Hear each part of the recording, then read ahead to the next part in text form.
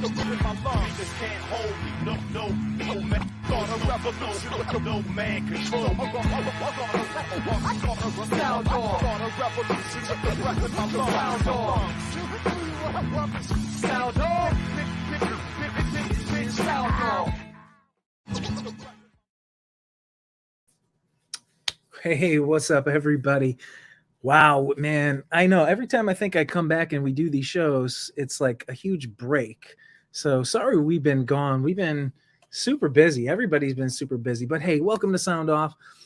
This is the Christian music show where we talk about every single thing dealing with Christian music. So who knows what we're going to talk about tonight, but I've got some awesome people that I want to introduce you to. If you guys are new to Sound Off, I'm going to bring in my man from Canada. He is the voice with the most. It is Johnny Rocket. What's up, Johnny? Oh, man, I am finer than hair on a frog. Yeah. What's the temperature where you guys are at? You having a nice winter? Minus 20. So what is that for you guys? Like minus 20? At what point do we like become the same? I don't know. See, because you guys are weird. You guys use all those weird temperatures. Right way. Yeah, that's the right way. Yeah, the right way. Speaking of the wrong way, what's up, Robbie Davidson? How you doing? Yeah, it's minus 26 is when we actually reach parity, that we're in line 100%. So how's everyone doing, man? So tonight we will be parity. I think it's going to be probably like minus 3, maybe Fahrenheit. Yeah, it's not great. Yeah, that's okay, maybe 0 Fahrenheit. So Doug Kirschner is also with us tonight. Doug, we're doing much better in weather temperature. So I was going to say, I don't understand what Fahrenheit is. I can't do that math. Well, yeah, Doug is a big fan of Fahrenheit 9/11 with Michael Moore. He loves all the Michael Moore documentaries, so he understands that. But that's about Let me tell you about the conspiracy theories out here. My name is Alex Jones. I have so much to ask and talk to you guys about, but Chris, you're the boss. You just I mean, before we jump in, I mean, go ahead. I mean, we've got a lot. We've got 2 hours to cover a lot of stuff. So I want to hear more from Alex Jones. I don't know about you guys, but that was a pretty good impression. They're turning the freaking frogs gay. That's great. Do you guys really want to know about that? I've had to tell Doug that 1,000 times. What? The frogs are gay? Are we gonna get cut off here because I'm saying that word? So I want to share something. Johnny, I don't know. Go ahead and share something while I'm pulling. We message each other back and forth, but I just see your guys' faces. I'm just like, all right, we're back. I know tonight Elijah was going to be with us, but Elijah, his family, well, his daughter's sick, so he was going to return tonight. But we also had a special guest that was going to be with us here tonight. We were going to be much more professional, and we were going to do a interview that is coming up soon. So we're going to be doing some artist interviews, which is going to be awesome. But I'm pulling up this video I want to share with you guys. I want to show you guys something pretty cool. Shrove Tuesday. Let's see here. Ash Wednesday tomorrow. Let me make sure that this is the right thing. So, hey, you guys keep talking while I'm pulling this up. Why don't you guys talk to the audience? All right, Alex, keep going. I'm just kidding. Let's just take a break on Alex. Actually, surprising enough, I just put a video up, kind of a clip where he was kind of predicting a lot of stuff back in 2010, and it looked like it was incredibly accurate. So say what you want to say. He's been pretty accurate on a lot of stuff. So I don't know, man. Everything's good, man. We're just chilling here in Canada. You guys are in America. Lots of stuff. Hey, by the way, President's Day, Biden goes to Ukraine. What's that all about? That was wild. I thought that was pretty interesting for a president to go to Ukraine on actual President's Day. I don't think he realized what day it actually was. Good point. Good point. That's a good point. He's still celebrating Valentine's Day. Right? Yeah. I don't know. I don't pay attention to the news anymore. I'm just like, God, just blow it up, take us, whatever. It's looking pretty serious when it comes to World War III. I mean, I mentioned on my show on the weekend, I personally believe that we've already entered World War III, but the escalation is unbelievable. If you actually start looking into it, like it's nothing like I've ever seen in my lifetime. It's very, very serious. Well, I mean, we're definitely going to get into a I think, digital crypto stuff's gonna be taken that way. I don't know if we're gonna actually have fighters. Did you say crypto? Did Doug just say crypto? No, I'm just kidding. I won't go there. I did. I actually like crypto, so does No, Bill. I mean, I don't see boots on the ground. I see the war going to be an attack on our financial systems. Interesting. Yeah, like cyber attacks and stuff. Yeah. Yeah. Well, I mean, they've already basically, the World Economic Forum, Klaus Schwab has already talked about the next emergency pandemic is going to be cyber warfare. So he's already basically said it. And they were the same guys that basically said there would be a pandemic that would break out well before, it did. So interesting that he's kind of prophesying what's next. I do have a crazy story about so our company got ransomware like 3 years ago when ransomware wasn't really a thing. I got a phone call from a private investigator, a part of the Canadian whatever, and he said that they ended up finding the guys who attacked our company and other companies in Canada, the US, and internationally, and they have them going up for trial in like Italy. Wow. Yeah, so I asked if they wanted to fly me to Italy so I can testify. Wow. They said no. I said no. All right. So I want to show you guys this. Can you guys see this all right? Yeah. Before we start, Doug, have you watched NF's new video, Hope? Guys, I haven't had a chance to watch anything. Check it out when you can. Anyways, let's continue. Go, Chris. All right. Let's and this is this showing full screen for you guys? Yeah. That's fine. Yeah. Let me see where it's at. Let me jump in here. Who's Moby Tack? Yeah. So yeah, let's make this a little bigger. Let me make this a little bigger for everybody. All right, now you guys can see. All right. Yeah. All right, let me go ahead and play this. Some of them will just be singing over my twins' cribs. They make their way onto records somehow. Like, love is in the house and the house is packed. So much so I left the back door cracked.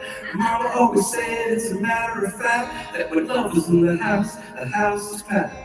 Love is in the house and the house is packed. Okay, so do you guys know who the guy singing in the background is? Yep. Okay, don't say it if you know. Don't say it if you know. All right. All right. If you Robbie might know. I know. Johnny, do you know? No, it's Toby Mac, man. Okay, It says no. Mac. Can you guys see my mouse moving? No, in the back. No, we can't see the mouse. Okay, yeah. So for all the watchers, for everybody who's watching, for everybody, that is our guy. That is our man. That is George Moss. He is filling in on the Hits Deep tour this whole entire time. George Moss is out there.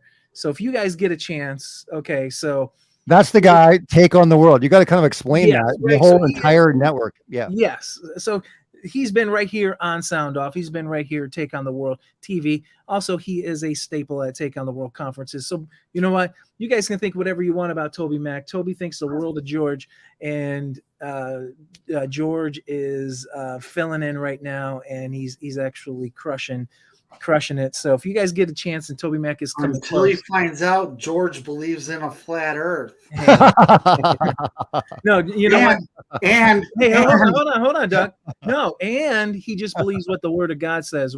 And so I'm going to ask you a question, Doug. I'm going to ask you a question on the spot, right? All right. When are you going to start believing in the Word of God? There we go. There we have it. Do you want me to answer the question? Yeah, come on, bring it now, Doug. Are you trying to call me out? Yeah. Look, so I dressed like you today. Hey. I was going to be Chris, but so here it is. One, we started a new church, and I met with the pastor. Katie and I met with the pastor, and one of the things that he said in the service was all those crazy flat earthers. And so when we had our meeting, I sat there and I said, well, here it is. If you don't believe in biblical cosmology, I don't know if I can come here, you know? Whoa. So you tell me, Chris. Hey. You know I'm the instigator. You I know. I'm the Hey, I'm instigator, but Hey. again, I'll say it again. Until you can shoot my fat butt into the sky and I can see for myself, it doesn't mean a thing for me. Speaking Because of I already know that churches, the government lies. I already know that the schools have lied. And You you know, haven't listened to Robbie Davidson. speaking of church and flat earth, it's exploding in my church right now. It's unbelievable. Like, it's actually surprising me. It's taking me back. I'm like, oh my goodness, the numbers are growing and growing. It's like, I don't know how to explain it. And it's not from me, it's from other people. my So- children go, my dad believes in flat earth. That's what they tell their friends. what did they say? They're just like, Friends. I can't believe my dad believes in the flat earth. And I'm like, well, biblically speaking, I believe it's a flat earth. My wife brought out the globe and she's like teaching the kids in homeschool. And she's like, yeah, like this is what a lot of people believe, but they believe that they're like on this ball, but they're upside down. They'd fall off. No. They just believe that there's like a magical force that like keeps them to the ball. That's dumb. That's what they say. That's dumb. But like, it's funny when you look at a child and just go to a child and you just start explaining to them. They're just like, that makes no sense. Like, come on. Like, it's just really funny, but yeah, it's wild. Well, everybody from your wedding party, Robbie. Almost everybody from your wedding party is like, Almost. You're Just right one. on that. You're just one. Just one kind of teases, and he's kind of like, but he has gone on the record saying, "Look, man, I'm not dismissing it because you're usually right about a lot of stuff." He's I'm open for anything. I said this, and I told Robbie the story. My kids came home, and there was they had to do a clay globe. And then you cut it in half or whatever, and then you could see all the 7 layers and the lava that's in the middle. And I said to my daughter, I said, just go back to the teacher and say, how do you know that there's lava in the middle of that? And just see what the teacher says. So she asked the teacher, and the teacher's like, well, science has said that this is what it is. And then I asked her, I said, the next day, I said, just ask your teacher, how far have they dug down into the earth to know whether there's lava or whatever else? And then the teacher's like, well, what does that have to do with anything? And I'm like, well, until you can give me that answer, then It's like 7 miles. Like the answer to that question is literally 7 miles. They haven't even gone through the crust, let alone all the cores. And Well, they say they've gone down 7 miles and started hearing screaming. So I'm kind of, that is a good point. That is a good point. I wouldn't. Concerned. Yeah. No doubt. No, it's unbelievable though, just how much, like when you start looking around, how much that is put into children's programming. Like it's insane, right? That and dinosaurs. But again, we're kind of getting off topic. This is music. This is not biblical creation. Take on the world. Start talking about George Moss and all that. But that's awesome about George. I thought you guys, like, originally when we chatted like months ago, you're like, we should do the top albums of 2022. And then Robbie calls me that night. He goes, did anybody release anything? I'm like, what sort of talking about? What album? Matt Redman or maybe... I got 3. Striper. Yes, we all know that. Made the Billboard charts. Yeah, the Imperials. They did not. Gotta leave them in it. Demon Hunter. Yeah. They did too, didn't they? They have so much stuff coming out, man. I see it all the time. Demon Hunter, vinyl. They have so many different like things that are releasing all the time. Holy Name. Oh. There's quite a few in the metal genre that release albums, but I don't think there was anything like. What are you looking forward to this year? Like, what's the album you're like, oh my goodness, I can't wait till it comes out in Christian music? Jeremiah Dirt, Suicide Note. Does he have a new one coming out? Hopefully, let's hope. Let's hope. Nice. We've been saying that what for like every 5 year, years, last 4 5 years. I think this might be the year. What about you, Johnny? What's the album you're really looking forward to? Like, oh my goodness, it's going to be amazing. Like NF, I'm absolutely like incredibly excited for that album. Like there's only certain artists that will get me that level, but it's just sad because there's not a lot anymore where you're just like, oh my goodness, counting down the days to that album. I just can't think of anything else outside of NF. I just had a really good conversation with Matt Redman. He released his album last week. And it's quite phenomenal. I love finally had a chance to chat with him. So that was kind of one of those albums I was looking forward to hearing. If you want to hear that conversation, go to the Why Me Project, wherever you get your podcast, the Why Me Project. Thank you, dude. You got to plug yourself sometime. It's a 5-star review. We're at like 44. It's a shameless plug, man. It's a good podcast, man. You got a lot of great guests, good conversations. It's really Kevin Sorbo. Yeah, Kevin's awesome, man. I love Kevin, man. Did Fighting, you ask him if he ever made out with Xena? Never did, but we did talk a lot about Hercules. actually, they did talk about Hercules. I don't know if there's anything that I'm looking forward to in 2023 as far as music releases. Yeah, I know. It's really drying up. It's actually it. I called Johnny probably at least once every 2 months just to And complain. yells at me. I'm just like, dude, what is going on, man? Where are all the Why is there artists? no new music? Bro? I'm Outside like, I of don't know, dude, CCM. I don't produce it. Outside of like CCM, like really, cookie cutter.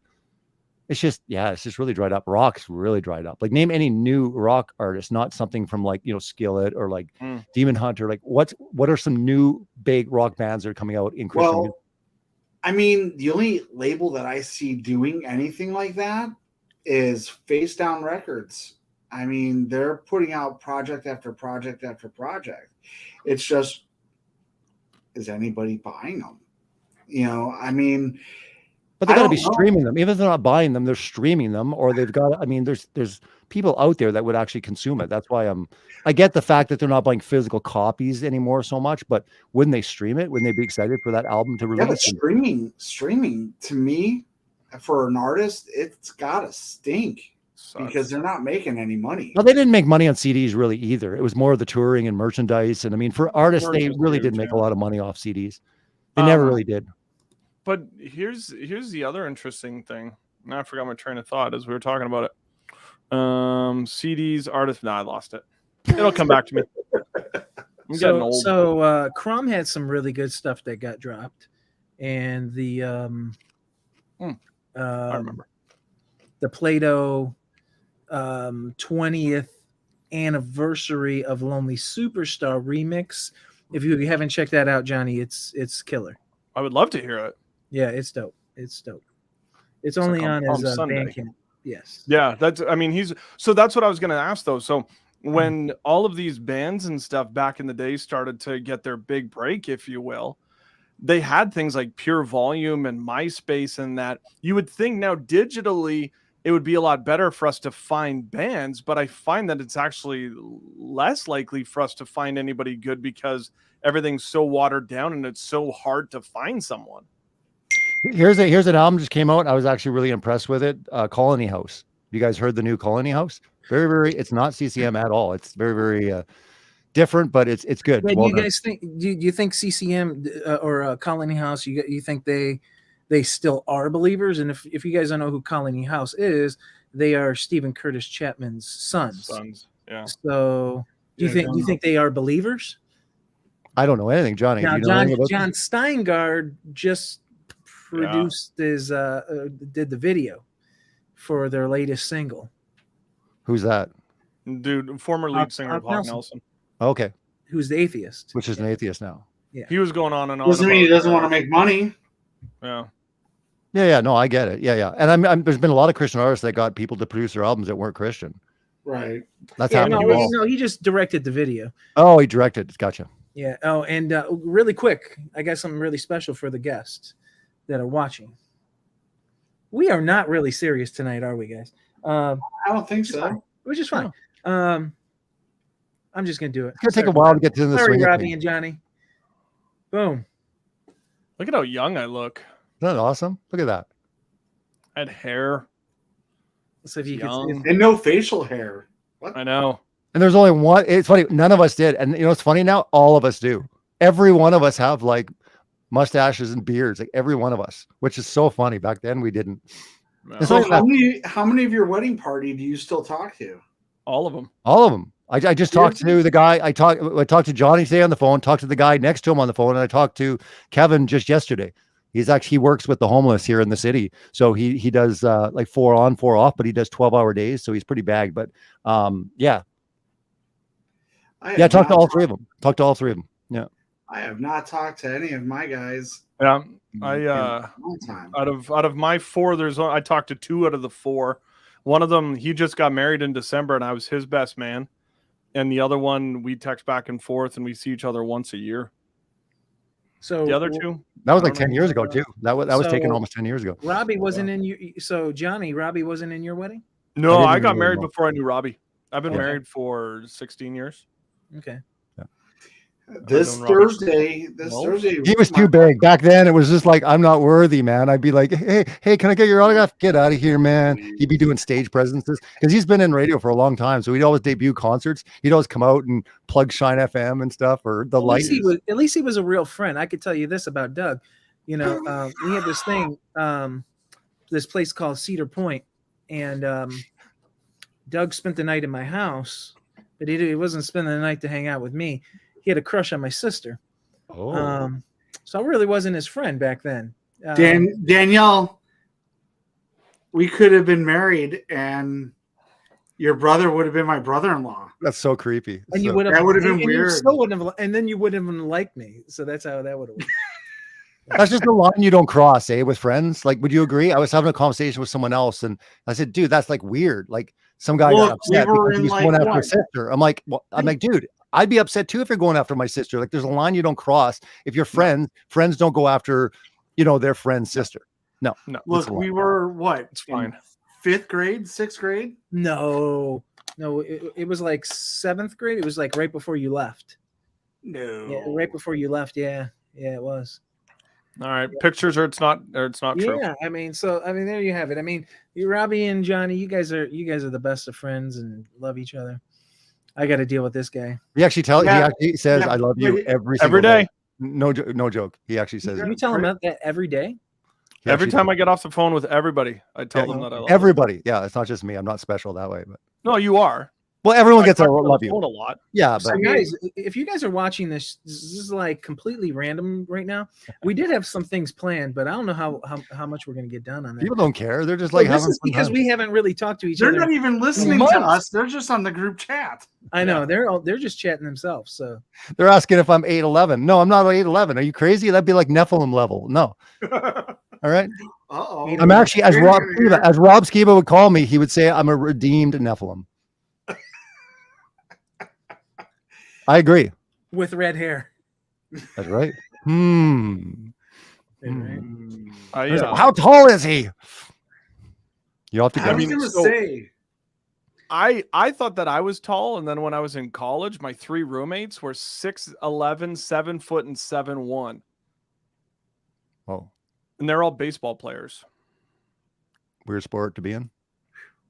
pitchers. Yeah. You don't Okay. understand that. That makes sense.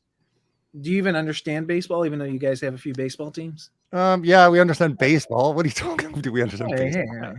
Obviously, It's I know there's no ice. There's no ice in skates. So you kick it with your foot and you yell 4. What's you not guys, to you know guys, about do you guys baseball? call soccer football? It's unfortunately it's No, we called actually don't. soccer, even though the right word is football. Okay. All right. Is it actually football? Is it really good? FUTBOL. Food? Do you Food? guys Johnny, have do you say football? A? Do you say A a lot too? Definitely. Okay. See, you don't do it too much. I think you've had the radio training to not do that. But we don't say a boot. No, I've never once in my No. life ever said a boot. No one says Oh, that. which side a boot? No, that is I a don't know. that I is a think stereotype. I've heard that accent a little bit No. when you get angry. We do have one of the best leaders in the world, though. Trudeau. He's ace. Awesome. Wait Great. a minute. He's young and spry. I know you're being sarcastic, right? Yes. That If you know guy- me well enough, if you follow me at all, yeah. Trudeau is Dude, he literally made plastic bags illegal in Canada. illegal. Sorry, he made it illegal in Canada. Yeah. so. Yeah. What does he want? COVID spreading through all the canvas bags? He's nuts. He's crazy. Thinks the world's going to end in like 10 years. He's crazy. Straws. Can't do. Oh, and those straws, by the way, can we talk about those straws? Who in the world thought that cardboard straws would be a good idea? Can you vote for Trudeau? Yeah. Why would you want to?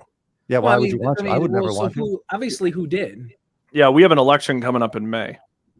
So You have to understand Canada. Okay, so here's Ontario, another Ontario and Quebec have have huge amounts of population. You got Toronto, you got Montreal. Other than Vancouver, when you're talking like where we are, again, it's not that populated. It's populated, but nothing like Ontario. Okay, so let me, and I mean, I could be completely wrong. This is my Canadian. I just don't understand American politics. But in a place like Wyoming, where there's 600,000 people, you get 2 votes or 2 seats, and you have the same amount for that's in like California. Is that right? They got more because they got so many people. Like I think they've got 3 seats. Don't they? Yeah, I they think got- they have at least 3 seats. They do, and they're trying to get. But the I don't, 4th. right? So in Canada, like Quebec and Ontario own like 60% of the vote. So Yeah. by the time they're done voting, the rest of Canada is like, well, what's the point of us voting? So, but is there anybody really gonna go vote for Trudeau? All the people in Ontario. All and the people in Quebec. Ontario and Quebec. Yeah, Serious? So Yeah. is it just like here in the States? Is it liberal versus conservative? pretty much. Yep. And so Similar. Trudeau is definitely the liberal candidate. for Yep. sure. Yep. And what he does is he banks with like another party to get their votes to come together. Because like, how does it work again, Johnny? Like he's not. It's a minority government. Yeah. Right now. So he has like 30% of the votes or something like that, or 40%. He just gets somebody who's also left-ish. Left-ish. It's like, let's just get together and Let's we'll get get together. like 55%. I'll give you all the stuff you want, and then we Yeah. come together and we make sure the conservatives don't win. Now, Yeah, now that's here's a real bananas. question. Since you guys have a big French population, are you guys considered just as much of cowards as the French? Well, again, we don't live in No. Quebec. We don't live It's a in weird Quebec. one. That I is weird. mean, I speak as much French as you speak as much Spanish. And that would be none. well, he'd know maybe 2 or 3 words. Is that Canadian suicide? It thing? is. That real? It is What real, is- 100% what is- real. And trust me, What's the question? I don't understand. it's coming to your country as well. Like that's the thing people don't that thing. understand. Oh, Yeah. The MAID. It's called MAID, MAID, and people look it up. It's frightening and it's really horrible. And it's the stuff they did, like way back, in the Holocaust, different things. But in times they've done that when they're like, you know what, maybe it'd just be better if you just die. We'll help you do it. So people that are on the medical system, again, it's tragic. But yeah, but it's coming to your country. I think it's legal right now in California. I think the whole suicide thing. Everything's legal in California. Well, I get it, but it is going to spread. They're trying to spread the same stuff you're seeing in Canada. So when you see articles about like, man, Canada's lost their mind, they're crazy. It's coming in like within 5 years to your state. Everything So- that happens in Canada, if things are happening in the States, it takes 5 to 7 years in Canada. And if things are happening in Canada, it's 5 to 7 years in the States. So like marijuana was a big thing here. And then all of a sudden you guys, jumped on board and were like, oh, let's follow what Canada does. I remember 20 years ago talking to a friend. I'm like, dude, someday they're going to legalize gay marriage in America. He's like, you're crazy, man. They're never, ever, ever going to legalize gay marriage in the United States. It's never going to happen. I'm like, dude, it probably is going to happen. He just thought it was outlandish that it could come to the States, but like you're seeing exactly how crazy things can get. So, Well, the downfall of America. Honestly, man, pedophilia and marriage is not that far behind. I see that within the next couple of years. I don't even see it taking that long. They're trying to ramp stuff up to just turn us in even further into Babylon. I mean, we're worse. yeah, I had a discussion with a friend the other day, and I said, dude, like, it was actually Jared Cressman. Do you honestly think that we are further along than Sodom and Gomorrah? And he's like, yeah. They were dealing with homosexuality for the most part. That was the big thing that was going on in Sodom and Gomorrah. I'm sure wickedness and stuff. We are at a whole new level. There's no place in recorded history where you see people saying, today I feel like a woman, and society embraces it and says, yes, you are now a woman. This whole idea has never happened in the history of the world. So yeah, I look at Romans 1, like given over almost a reprobate mind. People have literally gone over the deep end. The question is, are they at a point where they cannot, they've gone over the deep end? I don't know. It's wild though. But yeah, I mean, that's why people need to like be bold and stand up. So many people are fearful for their job. They're fearful to speak out. They're scared for censorship. And there's a time and a place, but each one of us, it's all about one person at a time. We need to speak out, man. Our children are major, major problems, man, when they're living in a world that's going to be so horrifyingly bad if we don't really speak up. But I think the most people are just sitting back and going, well, I'm not going to ruffle feathers. I don't want to, the whole thing with the mandates and stuff is a prime example. I'm not in those shoes. I can only understand how hard it would be for people that are going to lose their livelihood and stuff if they didn't do certain things. But that's what I'm saying. They want to get us in that mentality where they're like, look, you're basically a person of the state. We basically tell you what to do. Look, I had to take the jab to get the job that I have. I get it. I talked to a lot of people that had to do the same thing, but like, hopefully more people are looking at it and going, whoa, next time around, am I going to do things different? Am I going to do the same thing? Am I going to start preparing? Because it's going to happen again, man. They're going to try, at least they're going to try. You know, they really want that control, right? So I just think that, that's a great segue. I'll say that. So we have the intro. So man, we're getting a little, we're like a 30-minute start into this intro. So we can watch the video tonight, or we can just save the video and we can just do that later. So what tonight's episode was, how I was going to steer this. Normally what we do is we were going to watch a little bit of the Hell's Bells, and we were going to talk about that. We've kind of beat a kind of a dead horse with that, so I don't know if we're going to do that tonight. We'll get back to that, but we have it all. There's so many different other categories in that documentary. Yes. But tonight, specifically, everything that you're talking about, how we prepare for what's coming and what we face on an everyday basis, are the things that we're doing, are they prohibiting something? And I'm going to use a word here, and this is going to spark where we can head with this conversation. Are the things are we doing in our lives, are they hindering revival happening in our lives every day, right? I mean, probably the biggest Christian story happening right now, as most everybody knows, is the Asbury church. Whether we think it is the greatest thing and it's of him, or we're on the opposite side as some people are, and they think this is totally, a satanic move of Satan. I'll say there's a lot of rumors flying around. That's all I'm going to say when it comes to the Asbury revival. There's a lot of rumors that people are running with just completely as fact. Yeah, so we can discuss some of that, but really the point of these things, are we doing things, and like specifically tonight, like if we watch the Hell's Bells, are the things that we're watching, the listening to, are they stopping revival happening in our lives and in our children's lives, our families' lives? And I think that's,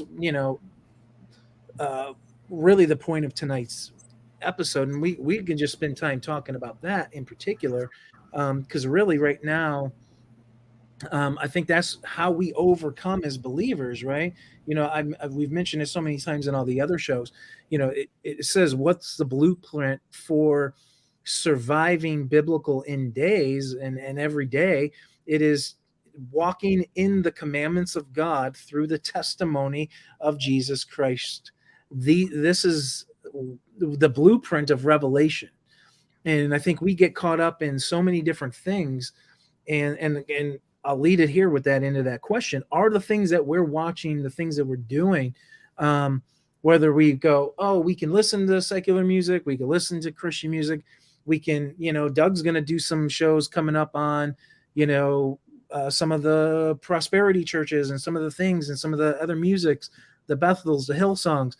Are those things blocking revival in our life? Maybe they are, maybe we're not. I mean, so we can kind of steer this direction how we want to go, but I think this is really the blueprint of how we achieve victories for our family and ourselves. And are we sparking revival in our lives? And are the things that we're listening to encouraging that or discouraging that? Well, I think in this world right now, in the state it's at, we need to focus more on, just like you said, kind of that revival attitude when it comes to worship, when it comes to things that are pleasing, in God's sight.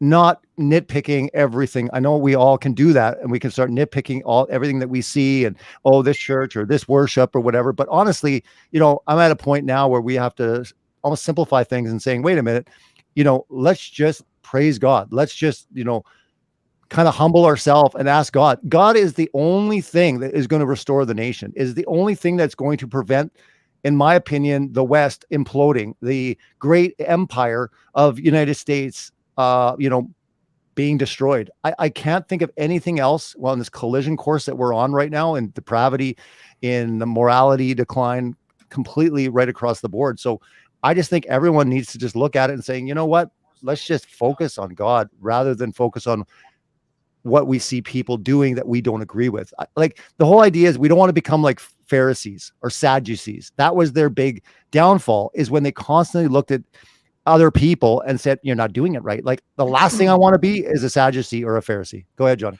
But this is what everybody does now. As much as we say we just need to take, but everything that goes on, somebody's nitpicking something.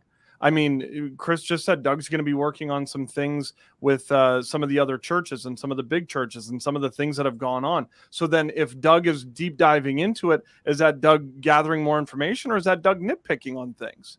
We talk about the new NF song that just came out. And the first thing you see is some of these reaction videos, and Christians, I shouldn't even air quote Christians, but Christians who are then saying, oh, he doesn't mention God, or he doesn't do that. We're now, because of social media, that's what we do, is we nitpick. And it's whether it's for the positive or the negative, it ends up happening regardless.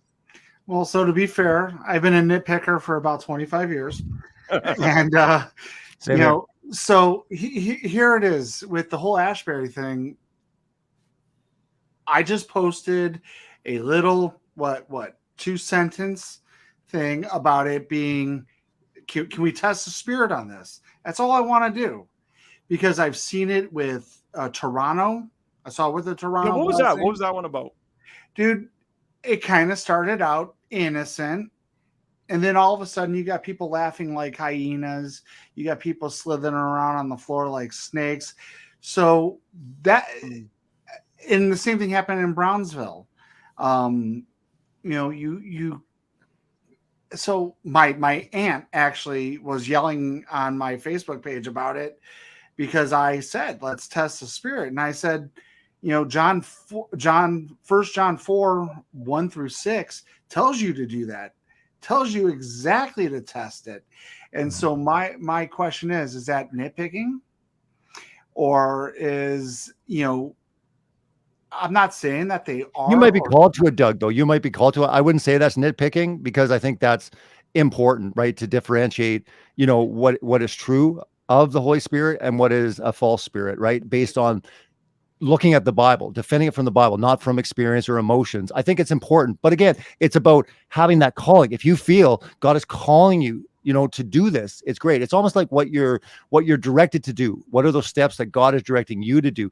Not everyone. We all don't need to do the same thing, and that's fine. But I think it's worthy. I think it's important. There's a difference. Let me say this. There's a difference between somebody who's testing something and somebody who is seeking out to just expose something, right? I mean, there's a clear difference. And obviously, social media, YouTube, look, if you write exposed behind something, like if we put up Asbury exposed, we'll wake up tomorrow and this video would have, 50,000 views, right? Because we've exposed it, and we spent 2 hours going through all the different things and look, see this, see that.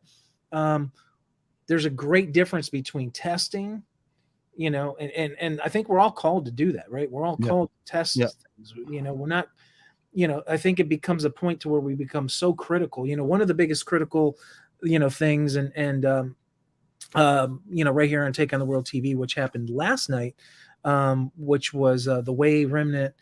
They did a show. Jeff got super passionate about some things, and this was, was it of God or not? So he did that whole show last night, but which was a great show. So I encourage everybody to go back, watch that, and all three of you guys as well, if you guys haven't seen it. But within, like, let's say the Torah community, right? So Torah community, there's an emphasis on keeping the feast days, the dietary instructions, the Sabbaths, these things, right? There's a great emphasis on those things that we believe in, that we believe are of God and for God's people today. And so you have the people who are judging things based upon, well, is the fruit of Asbury, is it leading people to do those things? But it's, some of the testimonies that are coming out, you can go, is there good things and bad things that have probably going to happen with that many people there? Look, we do Take on the World, and we get all sorts of people that come to this thing. and a lot of good is done, and some things where you're like, that probably wasn't so good. But people just are people, right? They come with their baggage. They come with all other things. They come with the demons, the spirits that are attached to them. And so there's this big criticism of these things, right? Some of the testimonies coming out, people are coming up and publicly, repenting of pornography, of drug use, of alcoholism. All of these things are based upon keeping God's laws and staying away from fornication and these things. Now, whether this is real in their lives, only fruit. It's too early to tell, though. It's so premature right now. Here's the thing. We can't tell somebody's fruit. We can't judge the fruit of one individual or two individuals or 300 individuals, because we're not going to go chase them for our lives. All we can do is we're going to nitpick the whole scenario and lump everything into that and say everything that occurred out of there was a satanic movement to trick the masses. But what happens of all of those people who did do something good? How many people went to a Billy Graham crusade and they pray this prayer and it is faulty and it leads them nowhere, and the fruit of their lives are nowhere to be seen? And then other people come out of that and they commit their whole lives to serving God, going into the missions field and doing what he's called them to be.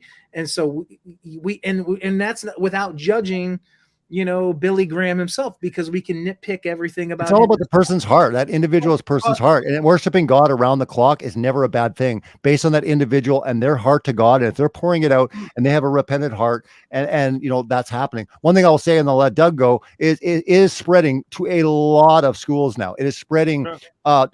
Something is definitely happening. And I would side with the fact that this is good versus bad in the sense, right? Someone made a tweet and said, Satan said, hey, I'm going to have people worship me for 5 minutes at the Grammys. And it said God. And then it showed like this explosion of people, right, that are worshiping God around the clock. Now, you hear stories about, well, there's one worship leader and I heard he was this or that. Guys, that is just so incredibly silly sometimes, right? If you're there and all of a sudden the heart is there and you're worshiping God, that individual, and to say that God couldn't use it regardless. Now, I do agree with Doug when it comes to if certain things start manifesting to a certain level, and that's what the emphasis and focus is completely on, people running around and laughing and rolling on the floor. If that was what the evidence of what was going on, I would be highly suspect. But overall, what I've seen and I've watched, and I know friends that are actually going there and that are there, is it is 100% an outpouring of people just falling on their face and saying, God, we need you. We need you. And it comes to a lot of people saying things are getting really bad. We need to turn back to you. We pray that you will show mercy on this country. It's a lot of people in the States. Like, this has not spilled over to other countries. This is primarily in the States so far, but I do see it becoming bigger. And one last thing, when it comes to true revivals, they don't last for a week or two. They last years. Okay, if this is a massive revival like we're trying to talk about, it is going to last for not weeks, months, if not years, right? And regardless of this individual person, I think we're going to see it happen over a long period of time. If this is a true revival from God, true revivals from God don't last a few weeks. They last years. Well, I mean, here's where, so I grew up in crazy cults. My parents were in crazy cults. And so I'm always suspect about, I mean, it could be any church. It doesn't matter. I have to go in deep and investigate before, like my wife and I, we investigated the church that we're going to before we brought our boys there. But I didn't dig deep enough because they read the Message Bible and it freaks me out a little bit. But that's just me. Johnny's laughing. But he goes to like hide his Message Bible. He's just like, I'll push that aside here. But the one thing that I heard the student body president from Ashbury talk, and she is very genuine, very upfront, and said this was never supposed to be on social media. We aren't pushing any of it. We just kids students just show up with their beds to go be in this chapel 24/7 and pray. And to me, right there that states that, yes, this is a grassroots. This is God pouring out. And yes, the U.S. definitely needs it. I mean, I'm going to reserve any kind of judgment on it until until it's all in. You know what I'm saying? History will tell. Well, because where's the, go ahead. Sorry. I was just going to say, where is this? Where is everybody who comes out against this, or even people who are for this, right? Because that's the same dynamic, right? You got people who are praising all of these things who aren't down there. You got people praising all of these things that are down there. There comes a time and a point to where, whether it be an aspect of wisdom, and wisdom, as scripture says, it teaches us to remain quiet on these things, right?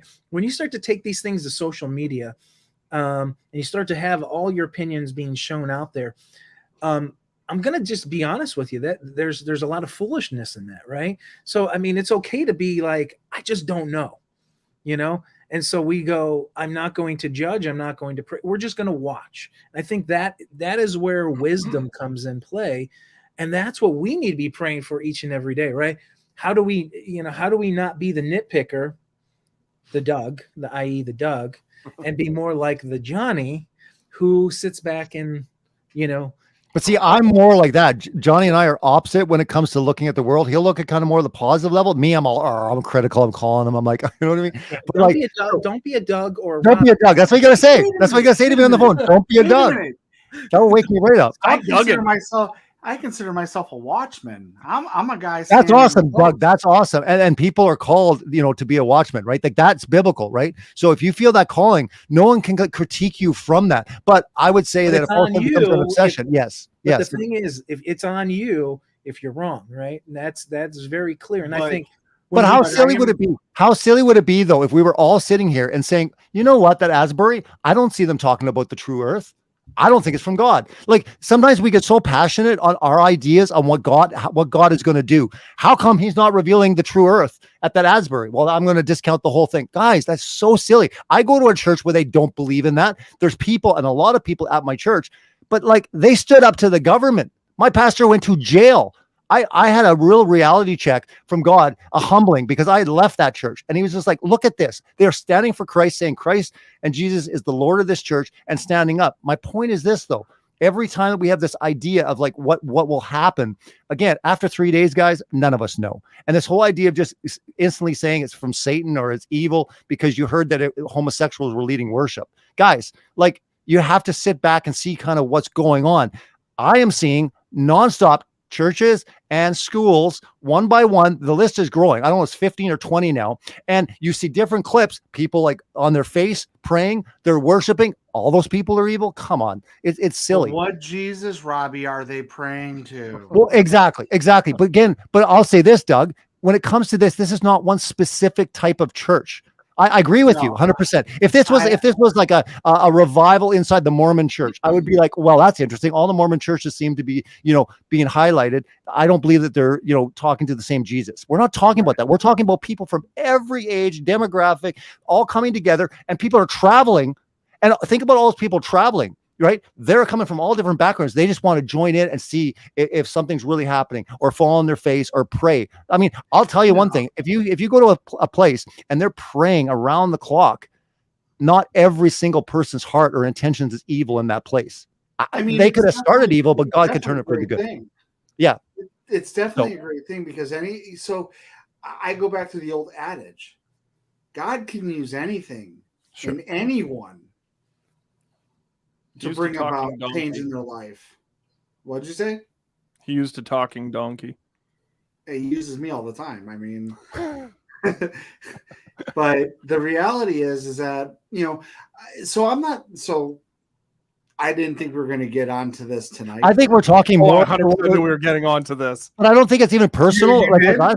Did you? I think it's more, I don't think it's personal with us. I think we're talking about what we're seeing on social media with other Christians. It's like, we're trying to like project and saying, guys, like settle down a little bit. Like All I know is when it comes to true revival, sit back and relax and wait a while before you pass any sort of judgment. I just think there's a lot of people, including myself, that sometimes we see something and we're so quick to judge it that it's not of God. And I'm like, whoa, like, are we becoming like Pharisees, or are we too critical? I just think there could be a danger. I think we should have a balance. But if you do have that in your spirit, you're called to be a watchman. I think it's important that we expose, the lies, that we definitely expose deceptions.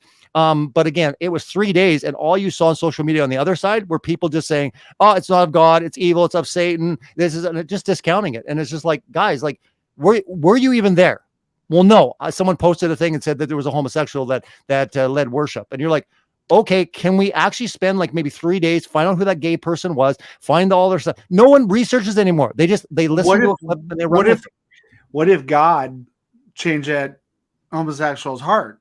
100%. 100%. So I just want to read this really quick. This is from Jamie Rowe, the former lead singer of Guardian. He posted this on his page. He goes, honestly, mixed feelings about what's going on with the Ashbury University revival. But if history shows it to be genuine, it may then lead to a massive reduction in the exciting Christian radio cover band with motivational speaker churches that so many like myself abandoned. It sounds like what I have learned a little bit about the house church movement, where one of the congregants starts singing and others join in. The other congregant does the same. True community and participation. Time will tell. I'm legitimately hopeful. And he said, P.S. As always, my opinion, nothing more, nothing less. You're free to disagree. And how does it help our life, like sitting there and like worrying about what's going on in Asbury? Like nobody's even close to there right now. It's like, to me, it just seems silly. I'm 4.5 hours away. Yeah, 4.5 hours, right? It's still a drive. You know what I'm saying? Like, I'm just saying, like, everyone fixated on it because it becomes on social media, it becomes in the news, and all of a sudden, it's all our business. Why is it our business? Why is it everyone's business to like weigh in on Asbury?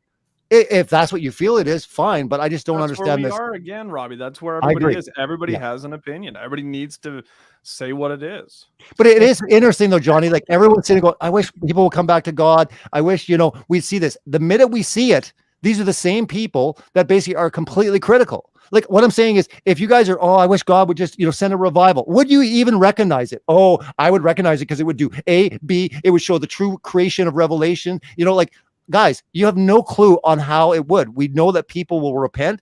They will come back. They will worship the true and living God. That is bottom line, is what will happen in mass numbers. But this idea that we'll understand exactly the way it will play out, or after 3 days, we've got it all figured out. We don't. It's like, relax, chill out. There's so much going on in the world. We got to like worry about that. Well, why are people like that? And here's a big thing for us, right? So we're being critical of people who are being critical. Think about that for a moment, right? Yeah. So we could be accused of doing the same things to other people. So where do they come from, right? And this is understanding how we need to pray for other people, how we need to realize this, right? So I think there's like really two main categories and why people nitpick and attack. And it comes from two places. It comes from brokenness and loneliness. So we thus need to pray for those people because of their brokenness. Broken people do broken things. That is across the board and amongst the body. That is extremely prevalent. That's why in churches we have all sorts of problems. That's why even at our conference we have lots of problems. Broken people do broken things. And we know this, right? We know when somebody's been abused, they become the abuser, right? This is very commonplace. Then the second part is an aspect of ego. Pride, boastfulness, that we know all things, and those people need prayer and deliverance and support. And oftentimes we can be extremely critical of those types of people. And this is where it really falls in as the body of Christ, right? But are we actually being critical? No, I think yes, to a degree. We're always starting to put people in categories of what they do, how they act, and where's that coming from, right? So those people as people need support, not necessarily their thought patterns or their things, but a lot of people, especially the ones that leave churches, that a lot of people who, especially in the communities that we're in, from all the conspiracy world to the all the different leaving churchianity circles, it comes with a lot of loneliness, a lot of lack of fellowship, and it comes with this spirit of condemnation, and it comes with a lot of these things, and this is the first thing that I think we need to recognize, and so people speak out of this, and loneliness and is so real amongst the body of Christ. Churches, I mean, think about people who even go to church and fellowship in churches. Doug, you're at a new church. How many new people have you visited with and spent time with at this new church? And went over, how many, times do most people go to church, their service is over, they get in their car and they go home. There's no real fellowship in a lot of places, and there's a lot of loneliness, and it starts amongst the body of believers. It's extremely lonely. And I think we can criticize those that are critical, but know that everybody comes from this point of these broken things, and we're all probably broken in some degree or some form or fashion as well. We've exposed ourselves many times to those things, and so that's why the scriptures always come back to how we love one another, how we treat one another. It's not about always agreeing. And I will tell you guys this is so important, is he's not calling us to perfect theology. And so many of us think that's what he's calling us to, is that we have perfect theology. Nowhere are you going to find that's what he's calling to. There are mysteries of the scriptures. There are mysteries of understanding the Godhead. There are mysteries that we aren't going to really understand, that our human brains can't grasp. And we seek out the knowledge of the Word of God. We do not seek out opening the Word of God. Doug shared this wonderful video about Mark Driscoll. The point of opening the Word of God is to obey him, is to serve him, is to get to know him. And we open it up to know things. And that is what's happening amongst people who are digging deeper, going deeper down the hole. And these things are good things, knowing more about what the Word has to say, right? When we talk about, earlier we were joking about cosmology, it's so true. We can jump in, know what the Word of God says, because it can be tested and true and be shown to be the truth. But at the end of the day, seeking that thing out, if it takes away from the walking in obedience, walking in relationship with him, it's all for nothing. And perfect theology is not what he's called us to. And you will find those that seek perfect theology are those that love the least. Those are the ones that do not, they will claim, I will tell you this, those that seek his Torah through knowledge do not keep the weightier of the laws. They know all of these things, but they fail in these areas. Thus, they don't keep these things. And thus, this whole thing is a relationship. Christians talk about it. Churchianity talks about it. Everybody talks about it. This is a relationship. This is a personal relationship. We've heard all these terms our whole lives as believers. It's actually time for people to have that. And when you have that relationship, being right with him makes you right with man. And when you're right with man, we don't do these things to one another. We know how to recognize people that are broken, and we are able to help them. Amen, Chris. Yeah. Go ahead, Johnny. Had a chance a few weeks ago to preach on a Sunday about purpose and expectation. And part of what I had written down for the sermon was that God is orchestrating events in our lives according to his plan. In fact, even before we were born, he knew the days of our lives. His purpose is bigger than ours, and we stand firm no matter what happens to us. We might make a mistake, make a bad choice, or lose focus, but God is faithful and is even working through our mistakes to bring about his purpose. No matter what happens, we can trust that he will finish what he started. Look, I'm in agreement with you, Chris. I mean, I'm not trying to be critical about Ashbury or any of this stuff that's going on. I just want to make sure that God's hand is upon whatever is going on. And I mean, I said, kind of around the same thing as Johnny just stated. A few weeks back, I spoke at Grafton Correctional Facility to over 24 guys, maybe a little bit more, that are in there for double digits, triple digits.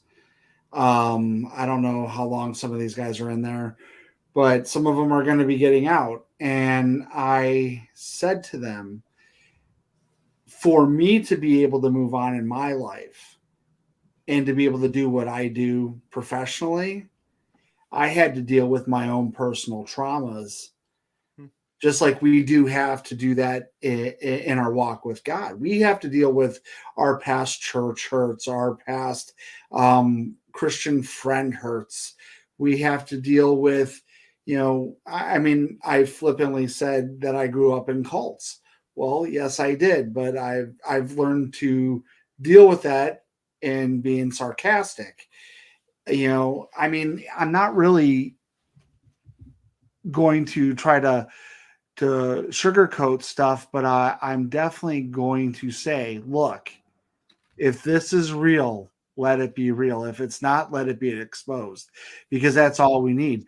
But it could be real to hundreds of people that are there, and they walk and they're changed.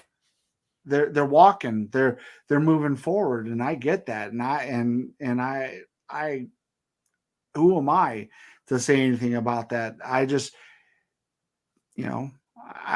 having grown up and was paying attention back in the 90s with, like I said, the Toronto Blessing and Brownsville, this kind of screams that, but where it's different is that it seems like this is organic and not a move of one person, not a move of actual denomination. It's a move of what seems to be God. So that's where I'm going to leave it with that. I'll say this. So, I went to a Baptist high school, and so they had chapel services at the school, and they would have every year they would have a week revival, right? They would have a whole thing, and was geared up to get you motivated and get you going. And there was one particular year that was really heavily focused specifically on music, right? It was music and movies. And I will tell you, here's an example of what I would call not real revival. You had every kid in the school was, I'm not trying to knock this school. I'm not at all. I'm just giving my opinion of what I saw and what I saw, the fruit that came out of this. So everybody was super excited. Final day of it was break your CDs, smash your radios, bring your TVs, bring things that are an idol in your life that were causing you to stumble, right? Your bad movies, your music, your Christian rock CDs. People brought it all. They were smashing it. Lasted 2 days. 2 days. Were there a few that really said, hey, I'm going to take this serious? Maybe, probably. But of everybody that I knew, which was the majority in a small school, lasted about 2 days. And I sat there and watched this and going, I'm not called to throw away stuff. I'm not called to do this stuff. I wasn't spoken to do that. And we could test these things by what's going to happen with these people. True revival in this nation Is this going to change anything of the agendas that are happening? Is it going to change, how young people, because right now it's all about the young people. Are young people going to change their minds and start serving Yahweh? Are they going to do that? Are they going to follow his word? Or are they going to continue to fall into woke ideology and continue to go down this path? I mean, look, if we think it's scary right now, when all the elections are probably all rigged, everything's probably already foretold, sure, everything, all of that. The conservative values of this country based upon biblical principles are going completely down the tubes extremely fast. Us as believers need to stand up for those things. Whether we think that's in the political realm, sure, whatever, go for it. But how do we address that in our everyday lives? How do we address that in our families? Because the kids, they believe in gender ideology. They believe in all the different aspects of critical race theory, right? All the things that we've talked about on many different shows, especially Robbie's Celebrate Truth. Real revival is going to lead people through the Spirit, and the Spirit does one thing. The Spirit leads people back to obedience. That's what it does. It doesn't lead you down these paths, and it doesn't lead you to all truth right away. It leads you to just being obedient in what he has for you at that moment. If it's to clean up your fornication in your life, that's where you need to be obedient. He may not fix you in proper keeping of the Sabbath, right? That may not occur and happen. We don't need to be critical, but if a fornicator cleans up his life, we can take joy in that, right? We can take this is a move of him. Satan's not trying to get you to stop fornicating, right? So right now is those big questions. Are the things that we're doing in our lives, are the things that you guys are doing in your lives, are they stopping revival from happening in your lives? Or are you more concerned about a group of thousands of people that have gathered and being critical of them while we don't sit in revival ourselves? Are we having revival? I don't care if you're not going down there. Are you having revival in your life, in your heart, in your spirit? Are you in the Word every day? Look, this is the first year that I've, in a long time, that I've tried to do, which we've been successful. We're February, which is reading the scripture through in a year. I always typically start to fail off, when it gets to all the genealogies, and then you're like, oh man, I missed. Who begat. Yes. No, those are very important, scripturally, but I will tell you, if we're opening it, and most of the time I've been so guilty of this over the years, right? Doing shows, putting on things, all of these things, you get in the Word to learn things to tell other people. That isn't a relationship. It's not a relationship. You get in the Word to get to know him, to get to hear a word from him, to obey him, to learn to obey him. That's what it's about. And so that's where you can start your revival every day. And when you start that revival like that every day, I think you will get into an aspect of unperfection still completely, but an aspect where you will have those weightier aspects, the fruits of the Spirit towards one another, much better when we're in the Word each and every day. And I think it starts there. So, guys, are the things we've talked about it. Should Christians listen to secular music? Is secular music stopping revival from happening in our lives? Is listening to certain things, watching all the TV shows that we watch, all the Netflix shows, doing that, is this stopping revival from happening in our lives? Maybe it is, maybe it isn't. Discuss. I think my job is stopping revival in my life because it's taking every ounce of mental and spiritual and emotional aspects of my life. But I got to work, bro. What do I do? But your work is a form of ministry, I would say. Yeah. Well, I will tell you, and I've been trying to look at it like that, just because.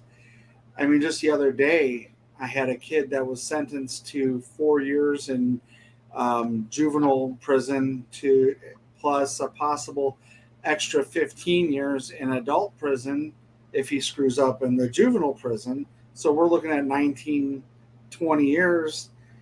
And at the end of it, he looks at the one deputy sheriff and he goes, "Can I hug my probation officer?"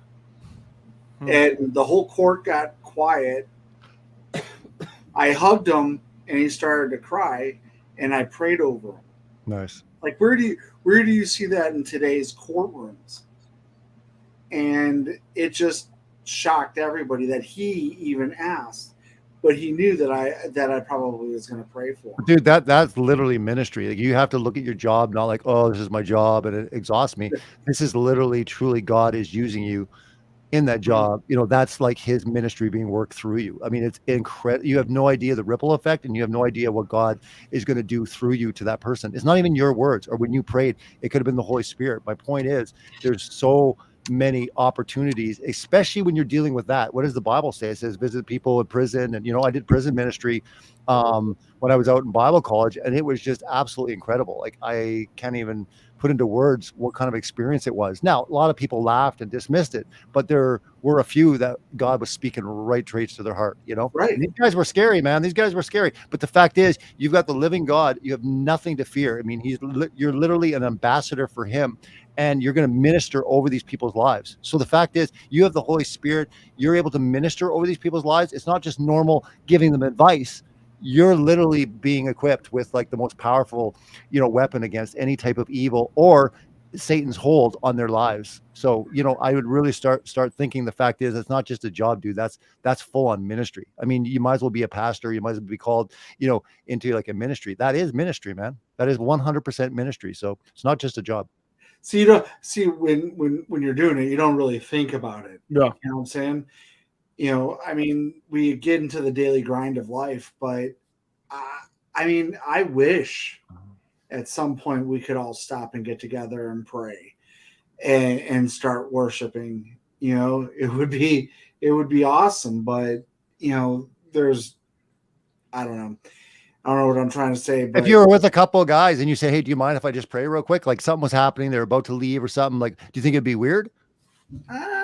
Well, I don't know. I think it'd be very powerful for them to hear you pray over them and how much you do care for them. Like these guys, not a lot of love, man. Not a lot of love. I mean, I'm sure they're fatherless. A lot of them are, you know, all these statistics. I'm just saying, having that and that being heard, you know what I mean, would be very powerful. All you got to do is say, "Hey, do you mind if I say a quick prayer?" Most people are like, "Yeah, no problem." You know what I mean? And you just say a quick prayer, whatever that event is, or pray for God's timing on that. Honestly, Doug, like sit there and say, "God, let me know when that right opportunity, that right available moment." And all you have to do is ask.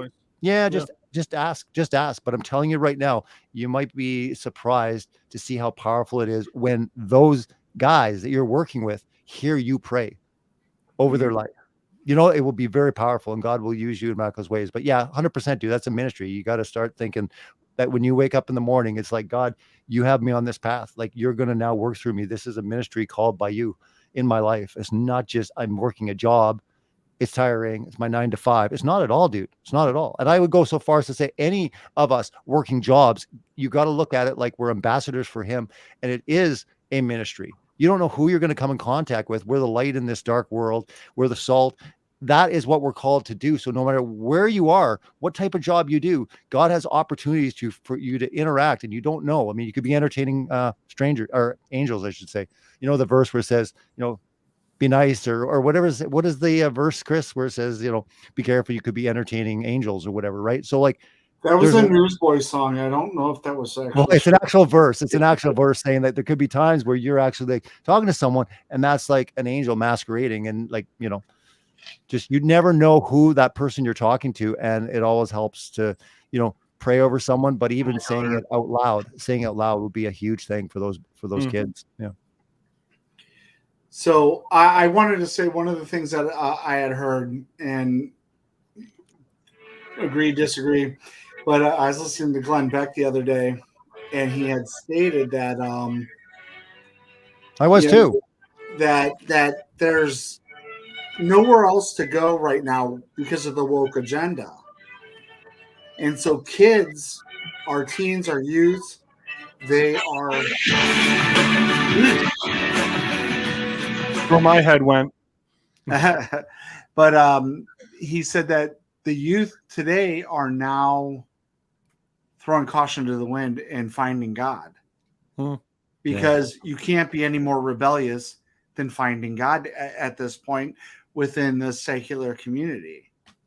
It is true. Like they always talk about generations. Like, you know, when everyone was religious, the kids rebelled and said, I don't want anything to do with the church. But the opposite happens with the next generation when they're like, no, God's bad, church bad. But they're like, oh, to rebel is to go that way. So that there is encouraging things that I think we're going to see happen. It's not all doom and gloom and bad. I do believe that we'll see revivals, but we also see a generation of just that almost rebellion where they're like, you know what? And they hunger, dude. Like when all of a sudden they have nothing left, people hunger. People know deep down inside there is a God, right? And that's becoming more evident with the emptiness of like scientism.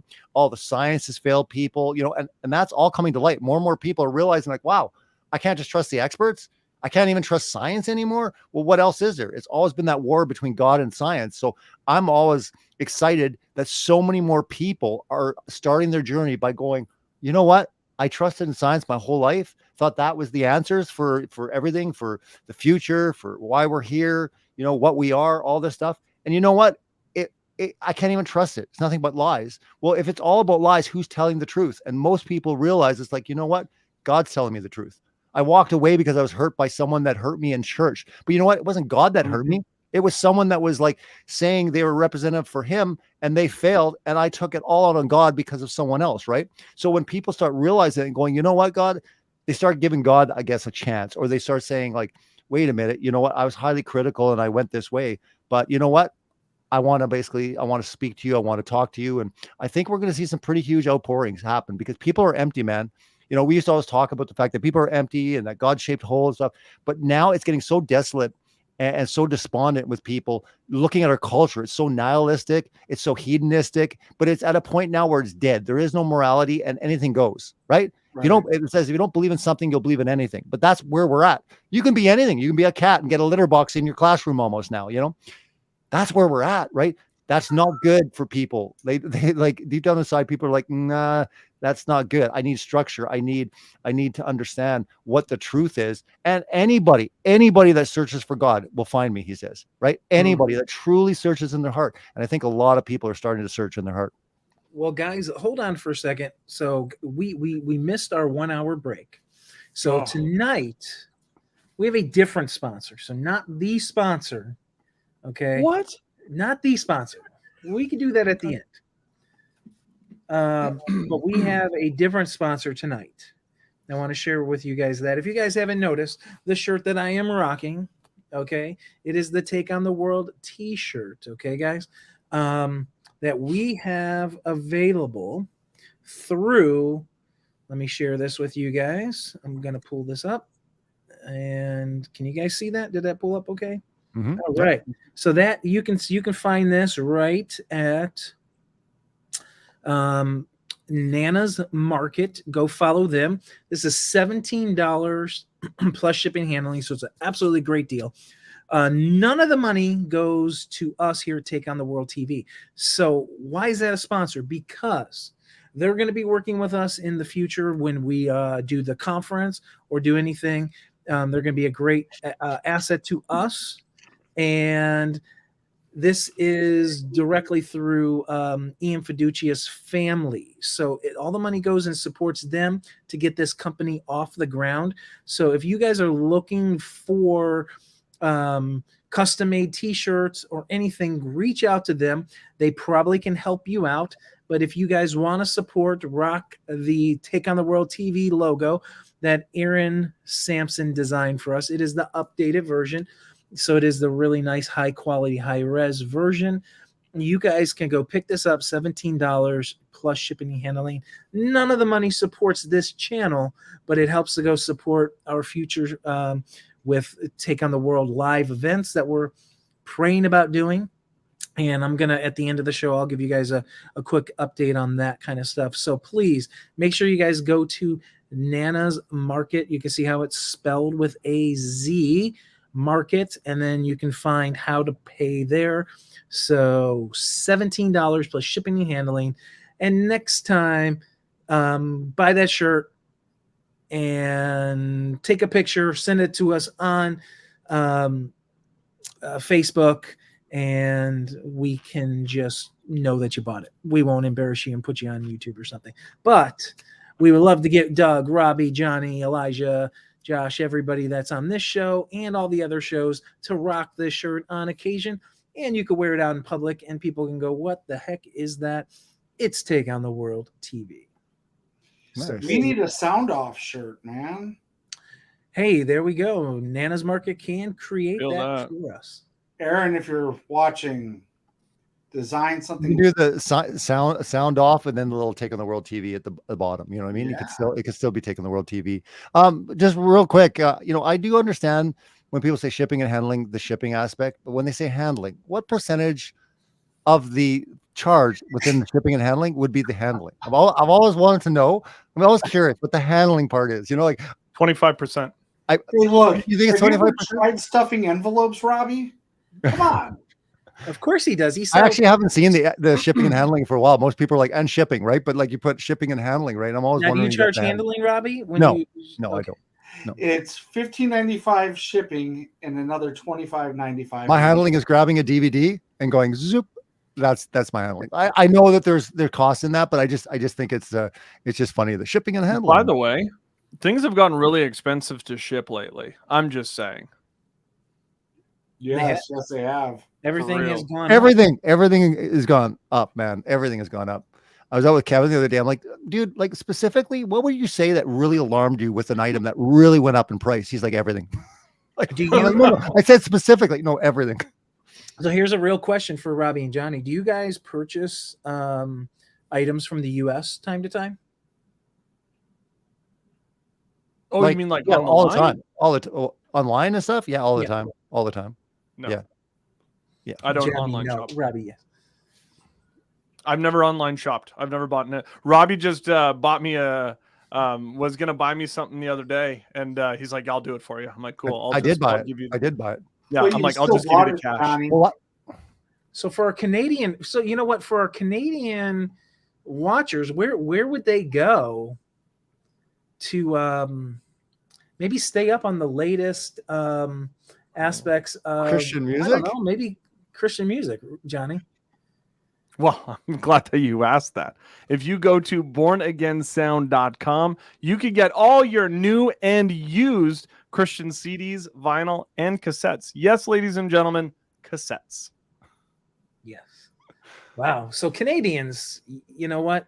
I've heard there's a lot of really good rates, even though shipping went up. Wow, what a segue! Even though that was completely unplanned. You can go to bornagainsound.com. So, And if you're from Canada, it's about like an additional 30 to 35% more. That it's See, gonna he just cost said you. it's a boot. I didn't say a boot, You did. but it's about. They hear it that way, Johnny. Don't worry about it. It's all good. It's a boot. Yeah, but you guys say roof. Hey, I want to go on my roof and see if there's That was anything the that is roof. in my chimney. Who says roof? It's roof. so Chad Schaefer wants to handle you, Robbie. Wow.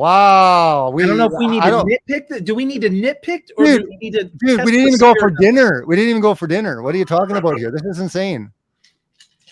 Take me to a movie first. What the heck, man? Yeah, and if you guys are interested, you can message Nana's Market right there. That is Oh, nice. the email where you guys can pick up those things. So you know what we need to do? We need to get some shirts and send them to one address in Canada for Robbie Robbie. and Johnny. So Johnny could be running out on the soccer field rocking the Take on the World sound off shirt when it's created. For the record, our We can- soccer team is terrible. We are not very good. We need to create a shirt for everybody. It's really we could have the sound off rocket, and it's Johnny Rocket t-shirt. I like it. Man, I like that. I really like that. You've only been playing on that soccer team for what, like 15 years? If not longer, since 20 years? 05. Wow. And then 17 years. we could create a T-shirt for Robbie, and it's just a white T-shirt with a stick figure. Goes all the way down. It's a long T-shirt. And Long so it's a to the stick knees. figure. To the knees. So, Right. but Robbie, He's been working. Hey, Robbie's been Robbie's working out, by the way. Yeah, I know. That was what I was leading to. Robbie, how Yeah. much weight have you gained working out? And I've what's gained been your actually routine? almost 10 pounds in the last like 2 So months, am I. but yeah, I've been going pretty consistently. So Nice. Hmm. And Doug's over here. He's shedding weight, and even though he's stressed out, he's still very consistent in his weight protocol, and so he's extremely getting healthier by the day.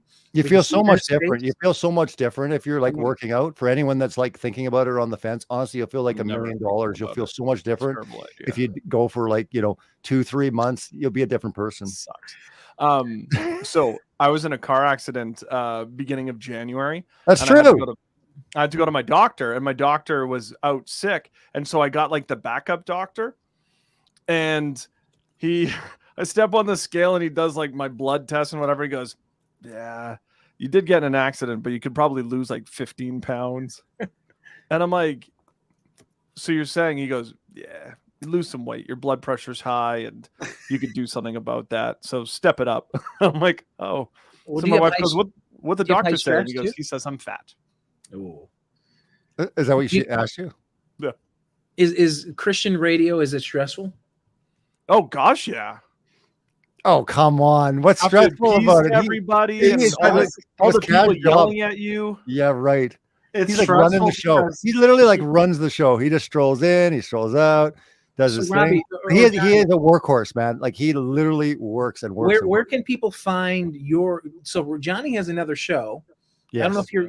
So why don't you tell the listeners? Because I don't think they've all heard where they can maybe find some of your interviews and what you kind of do outside of being this great sound off host. Yeah. Well, thank you, Chris. Go It's ahead. oh, do you want me to, or are you doing Robbie? Oh, you could do it. That'll be interesting to hear you do a plug. Do a plug for my stuff. Let's hear No, it. okay. No, I want you to do your own plug, and then I'll go off of it. Come on. Oh, you're gonna go off of it? Oh, you can go to youtube.com/celebrate truth. Channel So Celebrate Truth. You can basically go to celebratetruth.org is the official website. But yeah, I've got my radio show there, all my videos, my documentaries, and I don't know. If you go to my LinkedIn /Robbie Davidson, you can find all my links to my social People media. get LinkedIn. Did I say LinkedIn? Sorry, I meant what is it? Linktree. Linktree. That's right. If you go to my Linktree, you can see everything. It's like linktree.com/Robbie Davidson. And it's like, you can see, I have all my social media there. So you can find links to like pretty much It's the everything. reason why his nickname is the Doc Davidson.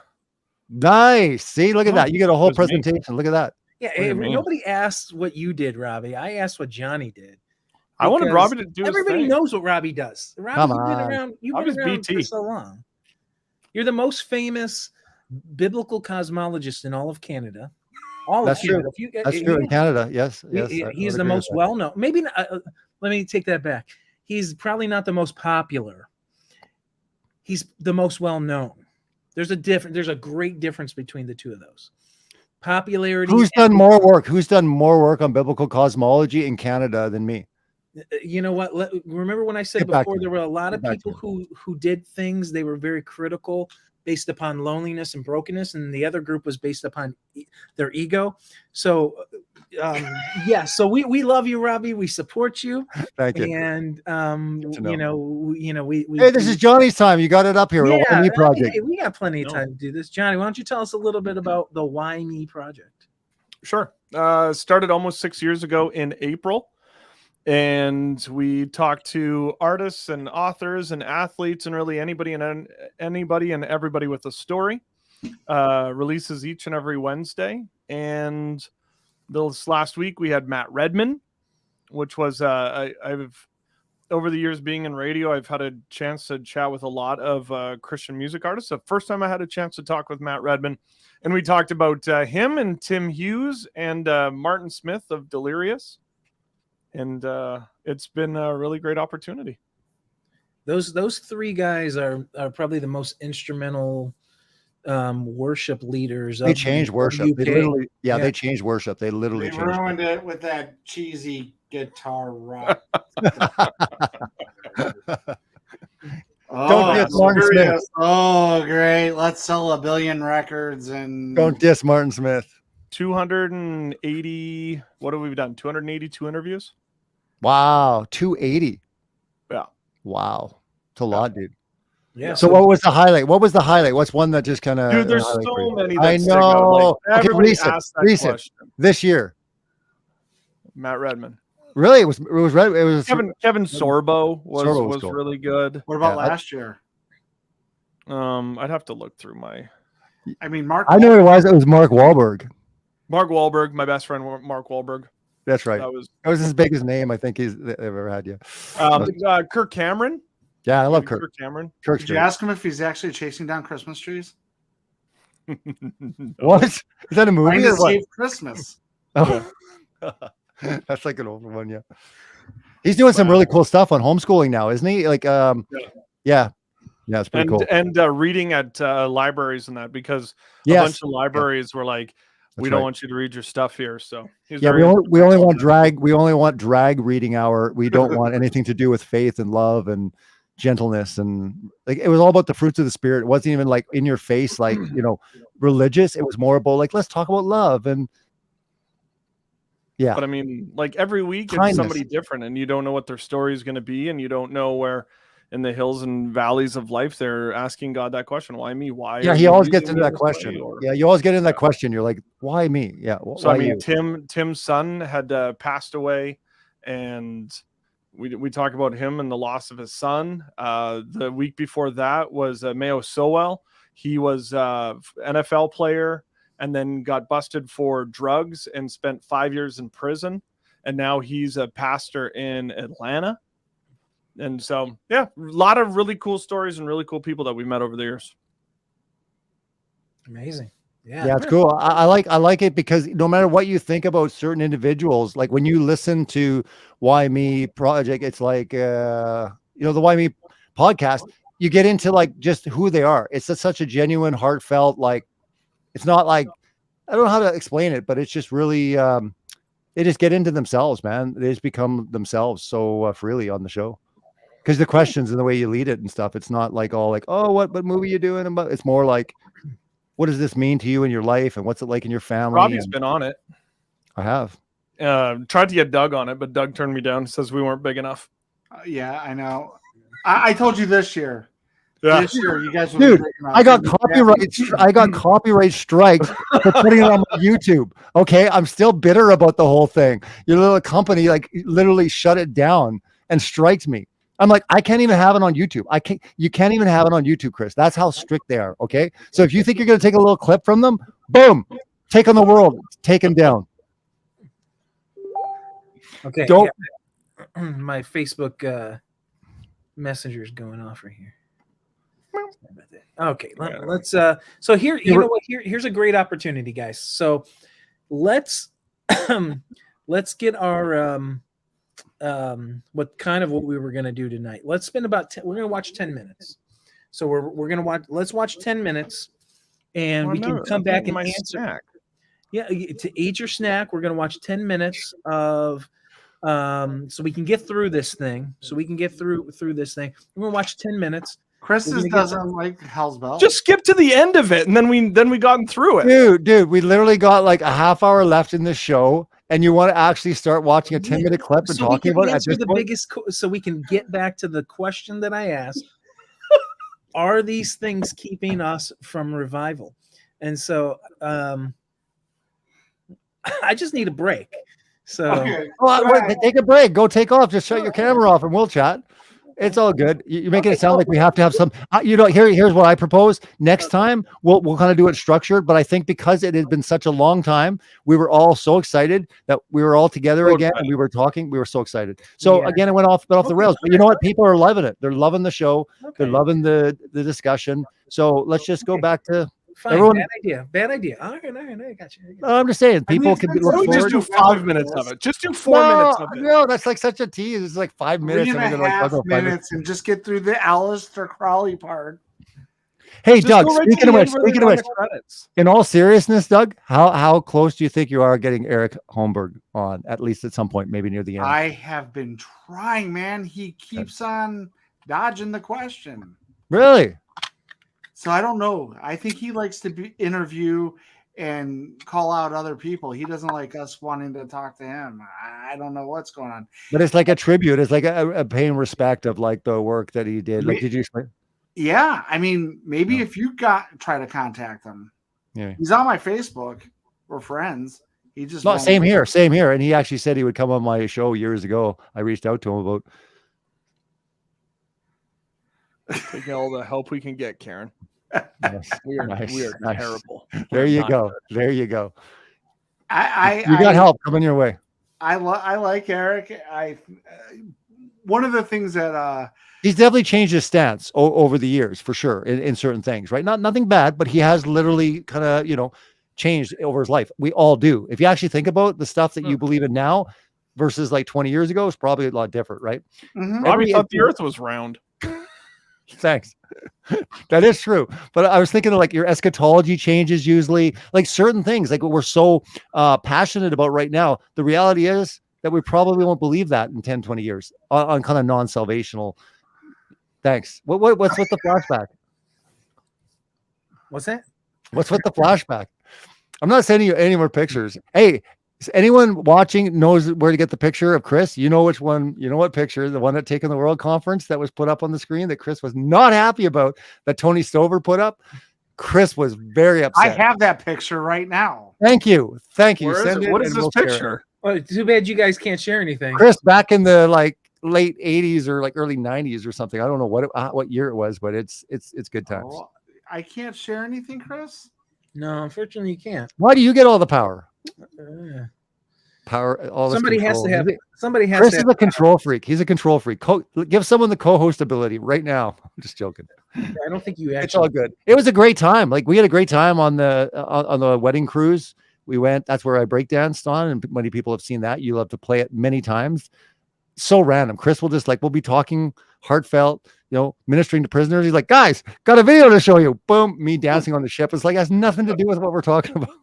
It's so random. It makes you I'm relatable. looking for it Bobby. right now. Don't you worry.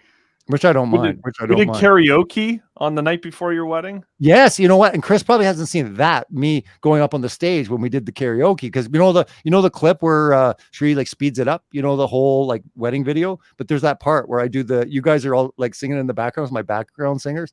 Yeah, I serenaded Rachel on the ship on a stage on a different night. Yeah, so that was interesting. It was fun. What'd you sing? What'd you sing? I don't remember. It was a Michael Jackson song, wasn't it? I don't remember. It was just a goofy thing. It totally surprised her. She didn't know it was coming, and she's just like, "Oh my goodness!" The whole audience was like, Does any of you guys sing? Doug, you sang in a band, right? Hold up. I'm looking for that picture. The Lord bless me with the gift of gab, not with the gift of song. Robbie, you can sing, right? "No, I was gonna see if you guys wanted to do a song. No. you don't want to sing, Chris. Why would you want to sing?" Oh, I'm a good singer. Oh, are you a good singer? Yeah, you're as good as a dancer. You're just as good a singer as you are a dancer. Every time I say, "Chris, you're a good dancer," no, I'm not a good dancer. He's like, "No, I'm not good." Me neither. I got. I want to see him busted out. I want to see him busted out. I really do. Chris can rap though. Yeah. Oh, I believe that. I can rap. I bet you he could spit bars. Yeah. Bars on top of bars. Bars on top of bars. So speaking of that, we do have some guests coming up. Why of all things, like being a music show, why aren't we doing a reaction video to NF? Let's do it. Well, it's too late now on this show. No, We'll do it's it next not time. too late. I'm pulling it up right now. You're gonna have to literally play a little bit and then pause it. Asking me about this, Well, we so get I'm gonna struck. pull it up. We might unless we pause it every few minutes to talk about it. That's what they do without getting striked. Sure, Because it's live. I wouldn't chance it because it's live. All the reaction videos aren't live. Do you notice that? They actually upload them afterwards. So they probably get, dude, no, don't do it. Don't do it. You literally will get a stream cut off. Don't. Yeah, don't. Okay. Thanks, Karen. Karen loves my breakdancing, she said. You should have saw it when I was actually in my 20s, not my 50s or 40s. Actually, that was my 40s when I did that on the ship, but it was a lot better in my 20s. You were special. I was very special. Coach Karen is there for us. Coach She needs to Karen. change her name to Coach Karen. No, actually, don't do it, Chris, because we're live. If you notice, all the reaction videos, they upload them. They don't do them live. That's one thing. You start playing music without massive amount of breaks, you're going to get the stream kind of pausing What for do you want, everyone. like Windows 97, Doug? Holy cow. How you, this is Windows taking you 97. forever. Dude, I have like 9 million pictures. No. Same Ooh, Same nice here. one for you. Same here. How same many here. pictures do you have on your phone? Oh, yeah. On my Google. Yeah. On my Google. Everyone check your phone. Oh no, you know what his phone is? You know what his pictures are full of? Memes of Nicolas Cage. All right. All right. By the way, speaking of Nicolas Cage, I go away. What when was that? Oh yeah, I went away and I did like a was it the Bitcoin tour when that happened? Or no, I went to New Zealand. I come back and this is at Shine FM where Johnny worked. There was Nicolas Cage, one guy, I think 3 guys, like including Johnny. They hid like these little pictures of Nicolas Cage all throughout my entire desk. It took me like 2 years later, I was still finding pictures. Like they literally had them in every crevice thing. So over the years, I would still find these Nicolas Cage little pictures. I'm like, why Nicolas Cage? Random meme. It's like That's random. Nicholas that is very- Bain. Wow. Okay, everyone that's tuning in, go to your phone. How many photos do you have? Post it in the chat. And then everyone here, I've got 29,777 photos. ridiculous. So I've got almost 30,000. I'm just shy of 30,000 photos. Again, I've carried this through for years and years through my phone, but let's just see. Let's How do see you who find that wins. You just go to, well, especially with iPhone, you just click on photos and it will tell you right under recents. If you're looking at your recent photos or whatever, or just your albums, it should show you the number underneath. Thanks. John LeBon. Are you kidding me? John LeBon? By the way, he remembers when I went on that tour. Oh, it never happened. Robbie's a liar. He just took all this money in and he it's like, did you even research the tour? Like, it's so dumb. Yeah. To be fair, though, John LeBon apologized later, kind of. Whoa, there it is. Oh, no. Oh, no. That was the picture, ladies and gentlemen. You saw a very Well just played. Okay, quick he's still glance. talking. He thinks people can see him. There he is. Welcome back, Doug. Try. It's all white. It's hard to even see. That's really I got funny. 43. All right, you're back, Doug. Dude, it's all good. Chris. Just send it my way, dude. Send it my way, dude. Send it my way. Oh, I have. Send it my way. I've got an idea. I've got a good idea. I'm gonna get it made into a shirt. Well, I don't know, but I just know every time we come on the show, he just like flashes these crazy things once in a while. So I got Robbie, something like that. we need to add that picture into every order of your documentary. I'm gonna We get do. it made I'll into put it a in every shirt. envelope. Every envelope. Like, what's It's, this? Everyone be like so Man's- random. Like, who's this guy? Why is there a picture of Man's this dude? Market. They're gonna hook me up. They're gonna put it on a shirt for me. Oh, that'd be so slick. I would love it. Chris, you just sunk the battleship. It's going to happen now. I I don't know am. what that means.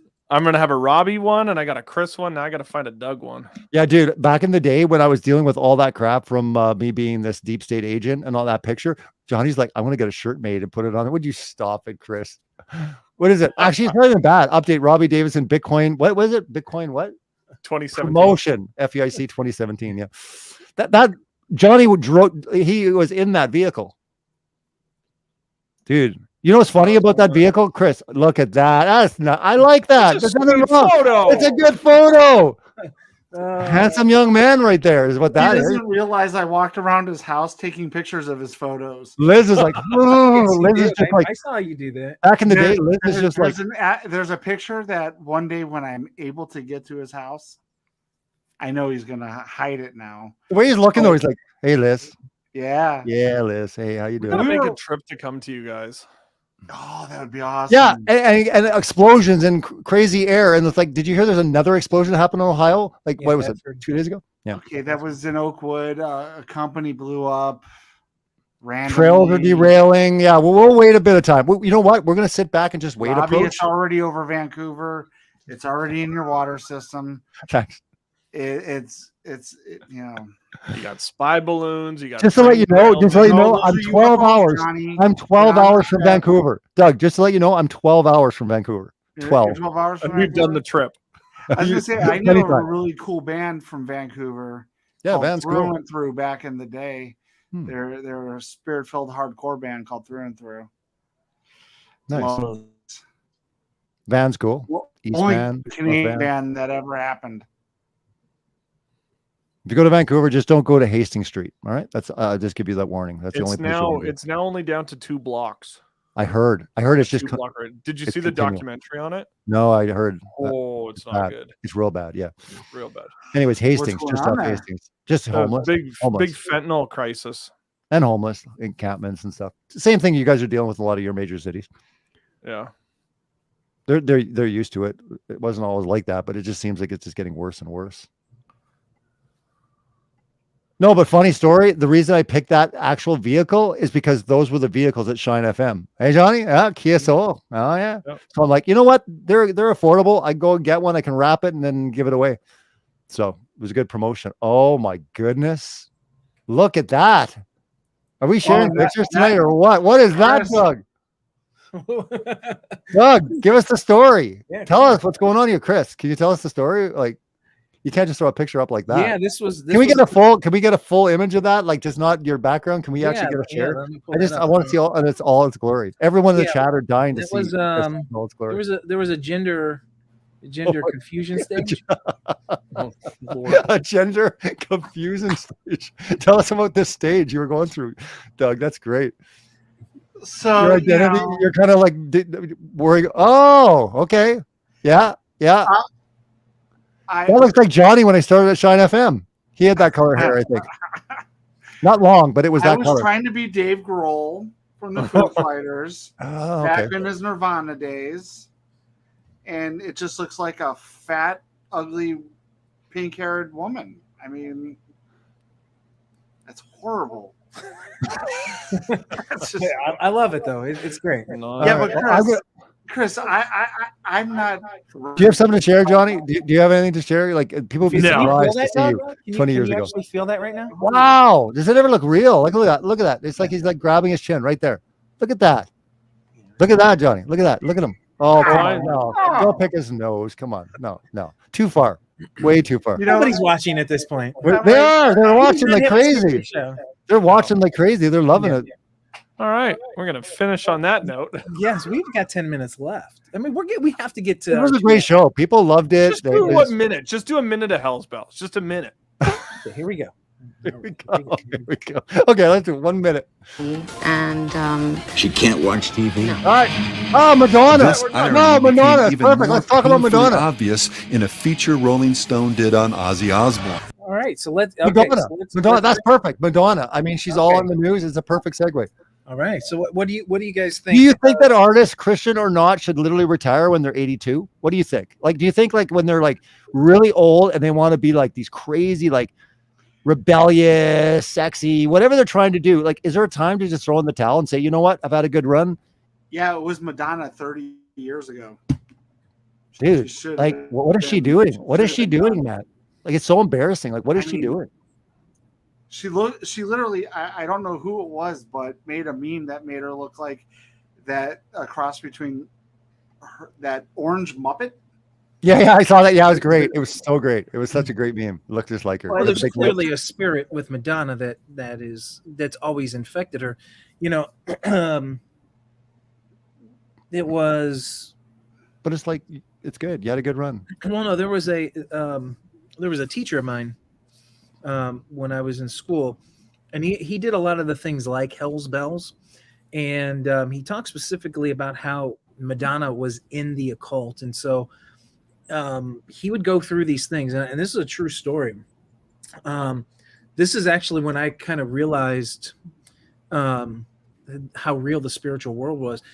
Doug was already absent from the school, so he never got to have this teacher, and he did this whole course. He was like math, but he took like 2 weeks out to talk specifically about signs and symbols of satanic things. And there was this girl. I'm not even kidding. So after he goes through the Madonna, he goes through all these different things, and so he's exposing all the stuff back then for what kids should be doing. This is wild. and Doug left. I didn't kick him out. This girl, she was sitting in class, and she was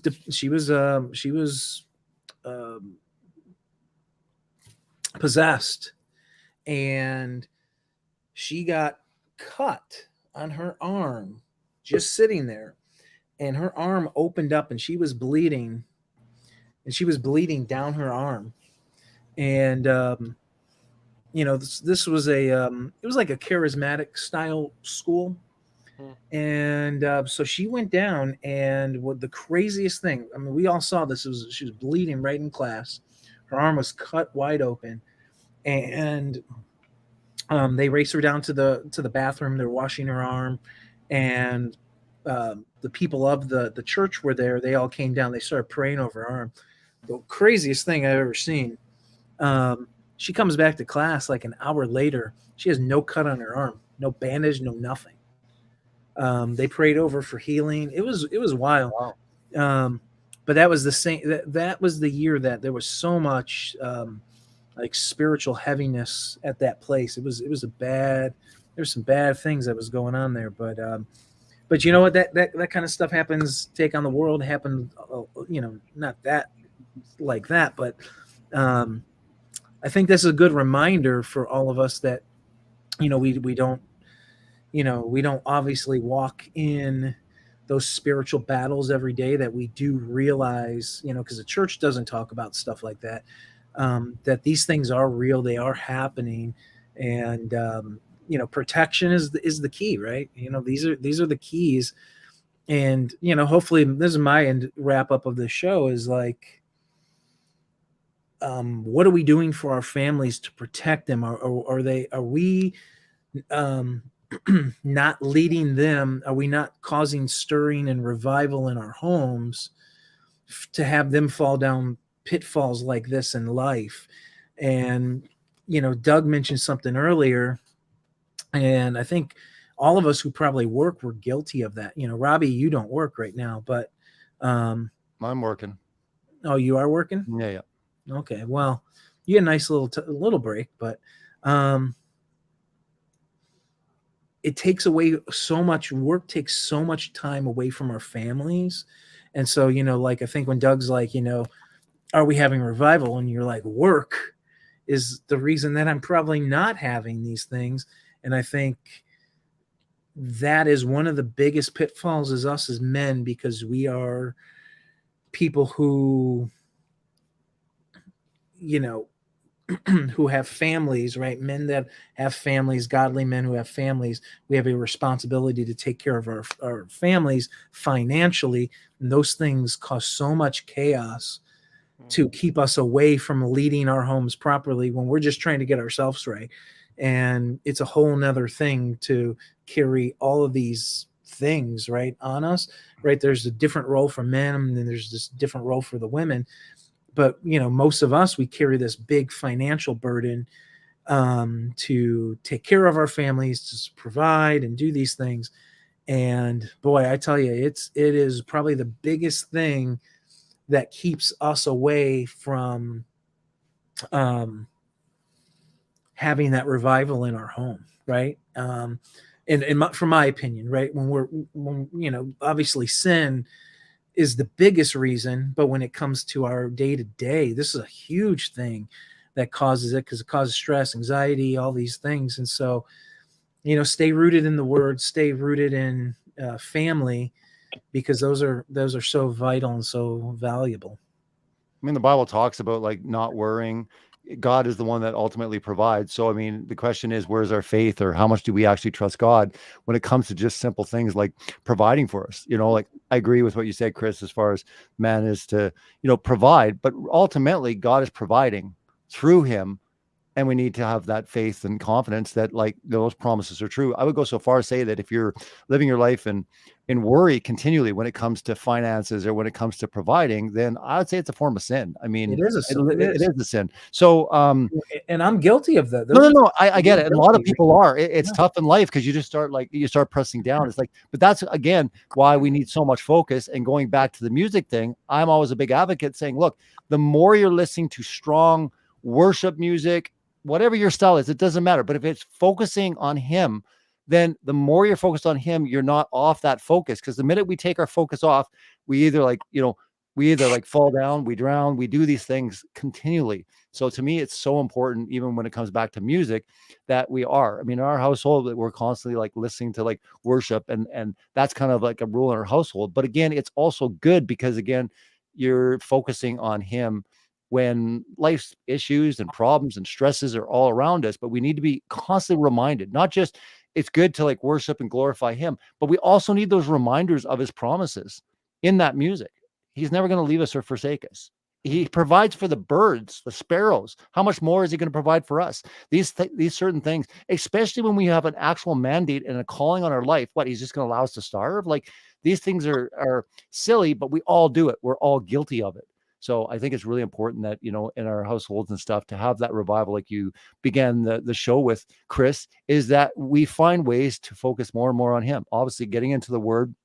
I always advocate saying it is so important, like that adage says, the couples that pray together stay together. But honestly, like, it is so important, husband and wives, to pray together every single day. If you're not doing it, if you can't do it, pray that God makes a way or gives you, that strength to do it, because it is so important. Satan comes to tempt and rob and steal and destroy.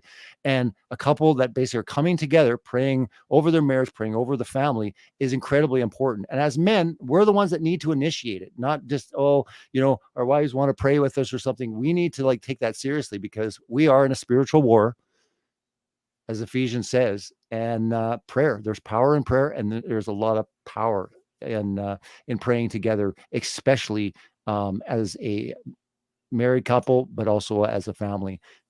So that's my closing remarks. Well, I gotta say that for me, as of recently, I'm not really listening to much music when I'm driving around and I'm going to doing home visits and court hearings and stuff like that. Well, I'm just quiet and just, a little bit of meditating on God and praying and just trying to get all the noise out of my head. So I don't think it's the best time to be listening to, like, Striper. Just saying. Love the band, but it's just not my cup of tea during the day anymore.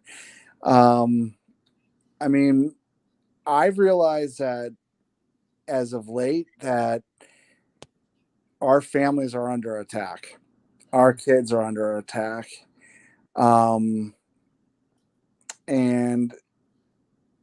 if we're not praying and seeking with them, they're never going to know how to dig deep into the trenches and pray themselves. And so, I've been really, really bad at it for a long time, but I've started to realize that it's time to pick up that mantle again and just run with it, because, I said this in the prison, who's raising your kids? And if you're in here, who's out there doing that? And it's kind of the same. If I'm at work all the time, who's raising my kids? Is it Mr. Beast on YouTube? Is it, the Xbox, Super Mario? What is it? Who is it? And what are they filling my kids' heads with? And my wife and I just talked about the praying together and doing, we're bored of watching TV. So why aren't we like reading the Bible together and praying at least once a week, doing that, So I think for at least where we've had some kind of opening of our eyes was at the start of this new year, and said, let's totally take it captive and just do it. A lot is changing around all of us. So I'm with Robbie, but hey, I'm agreeable again. What about that? But I gotta say, we can't go 4 months and not do this show. It was, there was like circumstances that were, it all kind of made sense. But no, I mean, I don't think any one of us want to wait that long. It just didn't work out. But I think we should consistently, stay the course now, unless something really, really crazy happens. But I agree with you there. I just think that, one, we're truly going to see, I think, a lot of changes this year in 2023. And I think part of that is in our own spiritual growth. So hopefully we can see each other grow for the good. And I miss Elijah. And Josh, if you're out there, what the heck, bro? Josh, got to get him back. But hey, just wanted to say, my wife and I are celebrating our 21st anniversary come Thursday, and it's her 42nd birthday. Wow, congrats, man. That's amazing. That's wonderful. So that's great. That's all I got. He forgot to mention that he's 62, she's 42. I feel 82, Chris. let's get it right. Well, close us out, Johnny. No, it was you guys kind of all just took everything that I was gonna. I thought we were gonna jump on here today. We were gonna argue. I thought Robbie or Doug would come in here about the Asbury thing and be like, "It's satanic and ridiculous." No, we all came into this thing agreeing, and I'm just like, "Oh, where was show's 4 not months enjoyable ago?" unless I'm arguing, right? I was waiting for you to take the opposite stance. That would have been a refreshing change, right? Like, what are you talking about, guys? Come on, like, yeah, wake up. Yeah. No, it's good that we all got back together and everybody's jumping in, and no, it's fun. Yeah, it's great. It was a lot of fun. We still play Hillsong. Yeah. Well, the things we didn't cover was Hell's Bells. The fact that yes, Hell's Bells, of course. The fact that Toby Mac and King and Country and a whole list of artists, they didn't say a single word about Sam Smith's performance because they were in attendance. True. So we have a lot of naysayers on that. That was That's an interesting one. Yeah, that was an interesting thing in time. Maverick City dominated all of the awards that night. Yes. And here's one of the most things that happened, right? Obviously in the world we're heading to World War III, when China and Russia we're actually already in World War III. Yeah. And then pigs flew. I don't know if you guys knew this, that pigs flew this past weekend, which was extremely impressive. A 6'1", 2-ish Caucasian male won the NBA Slam Dunk contest. So pigs have flown. If you guys haven't seen that, just Google that. White guy, no, just Mac McClung, NBA Slam Dunk contest. So lots of crazy things are happening in the world today. In Black History Month, I might add, that the white guy won the NBA Slam Dunk contest. Nothing will ever beat Vince Carter. You know what? You're probably right, but you couldn't be Vince Carter. You could be this guy. No, you can't. No, I'm just kidding. No. I have no basketball skills at all. You only say Vince Carter because you're Canadian and he was in Canada at the time. So, yeah, that was no. Yeah, I'm surprised you didn't see it, Johnny. You didn't see this?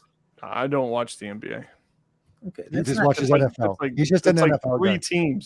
Three teams that fight for the championship. Yeah. Well, and sports is a psyop, and we did get in trouble as well. We posted for fun. We posted the guy who. It was probably a joke meme, but the thing about the Super Bowl was already predicted to win, and we posted that. And of course, he had picked the Bengals to win, and they had lost. Or no, wait, what team was it? I forget. Wait a minute. It was Philadelphia was to win 37-34. I'm sorry, it was the Eagles. Yeah, it's late. So it said the Eagles were going to win, but unfortunately the Chiefs won. So, the meme was completely errant. So conspiracy circles did not win out that night with the score and all the things, but probably the NFL is probably pretty much rigged. Is all. Conspiracy theorists, though, are still way up ahead as far as the last 3 years. I will say. And They're like spoiler alerts. They don't call them conspiracy theories anymore. They're spoiler alert. Well, no, come true. Yeah. So I think we should do another show coming up on,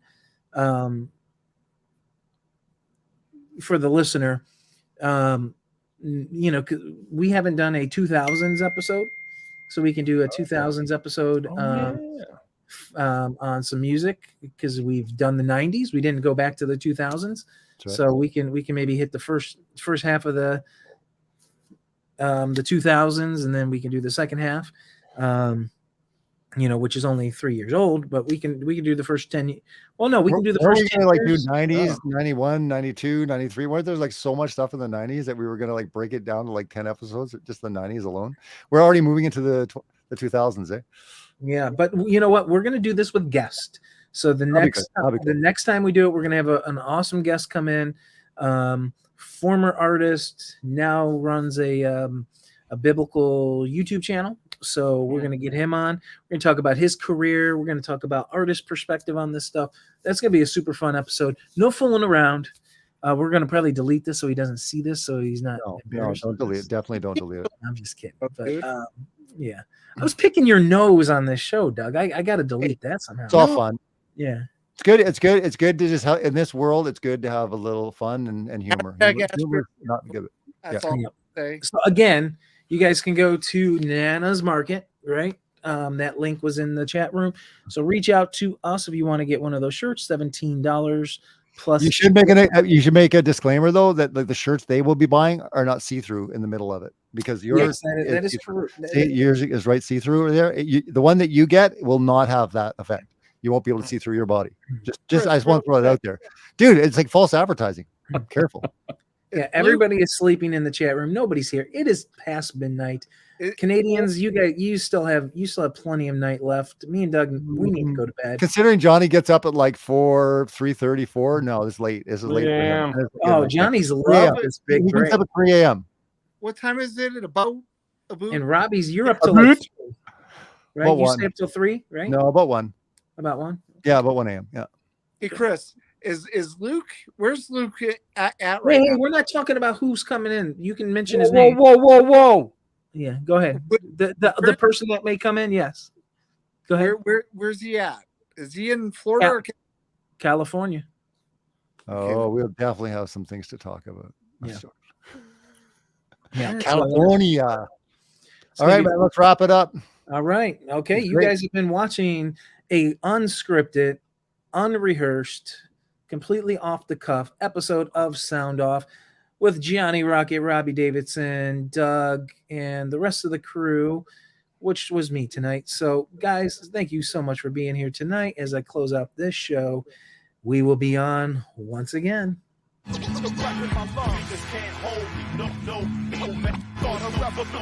No man control.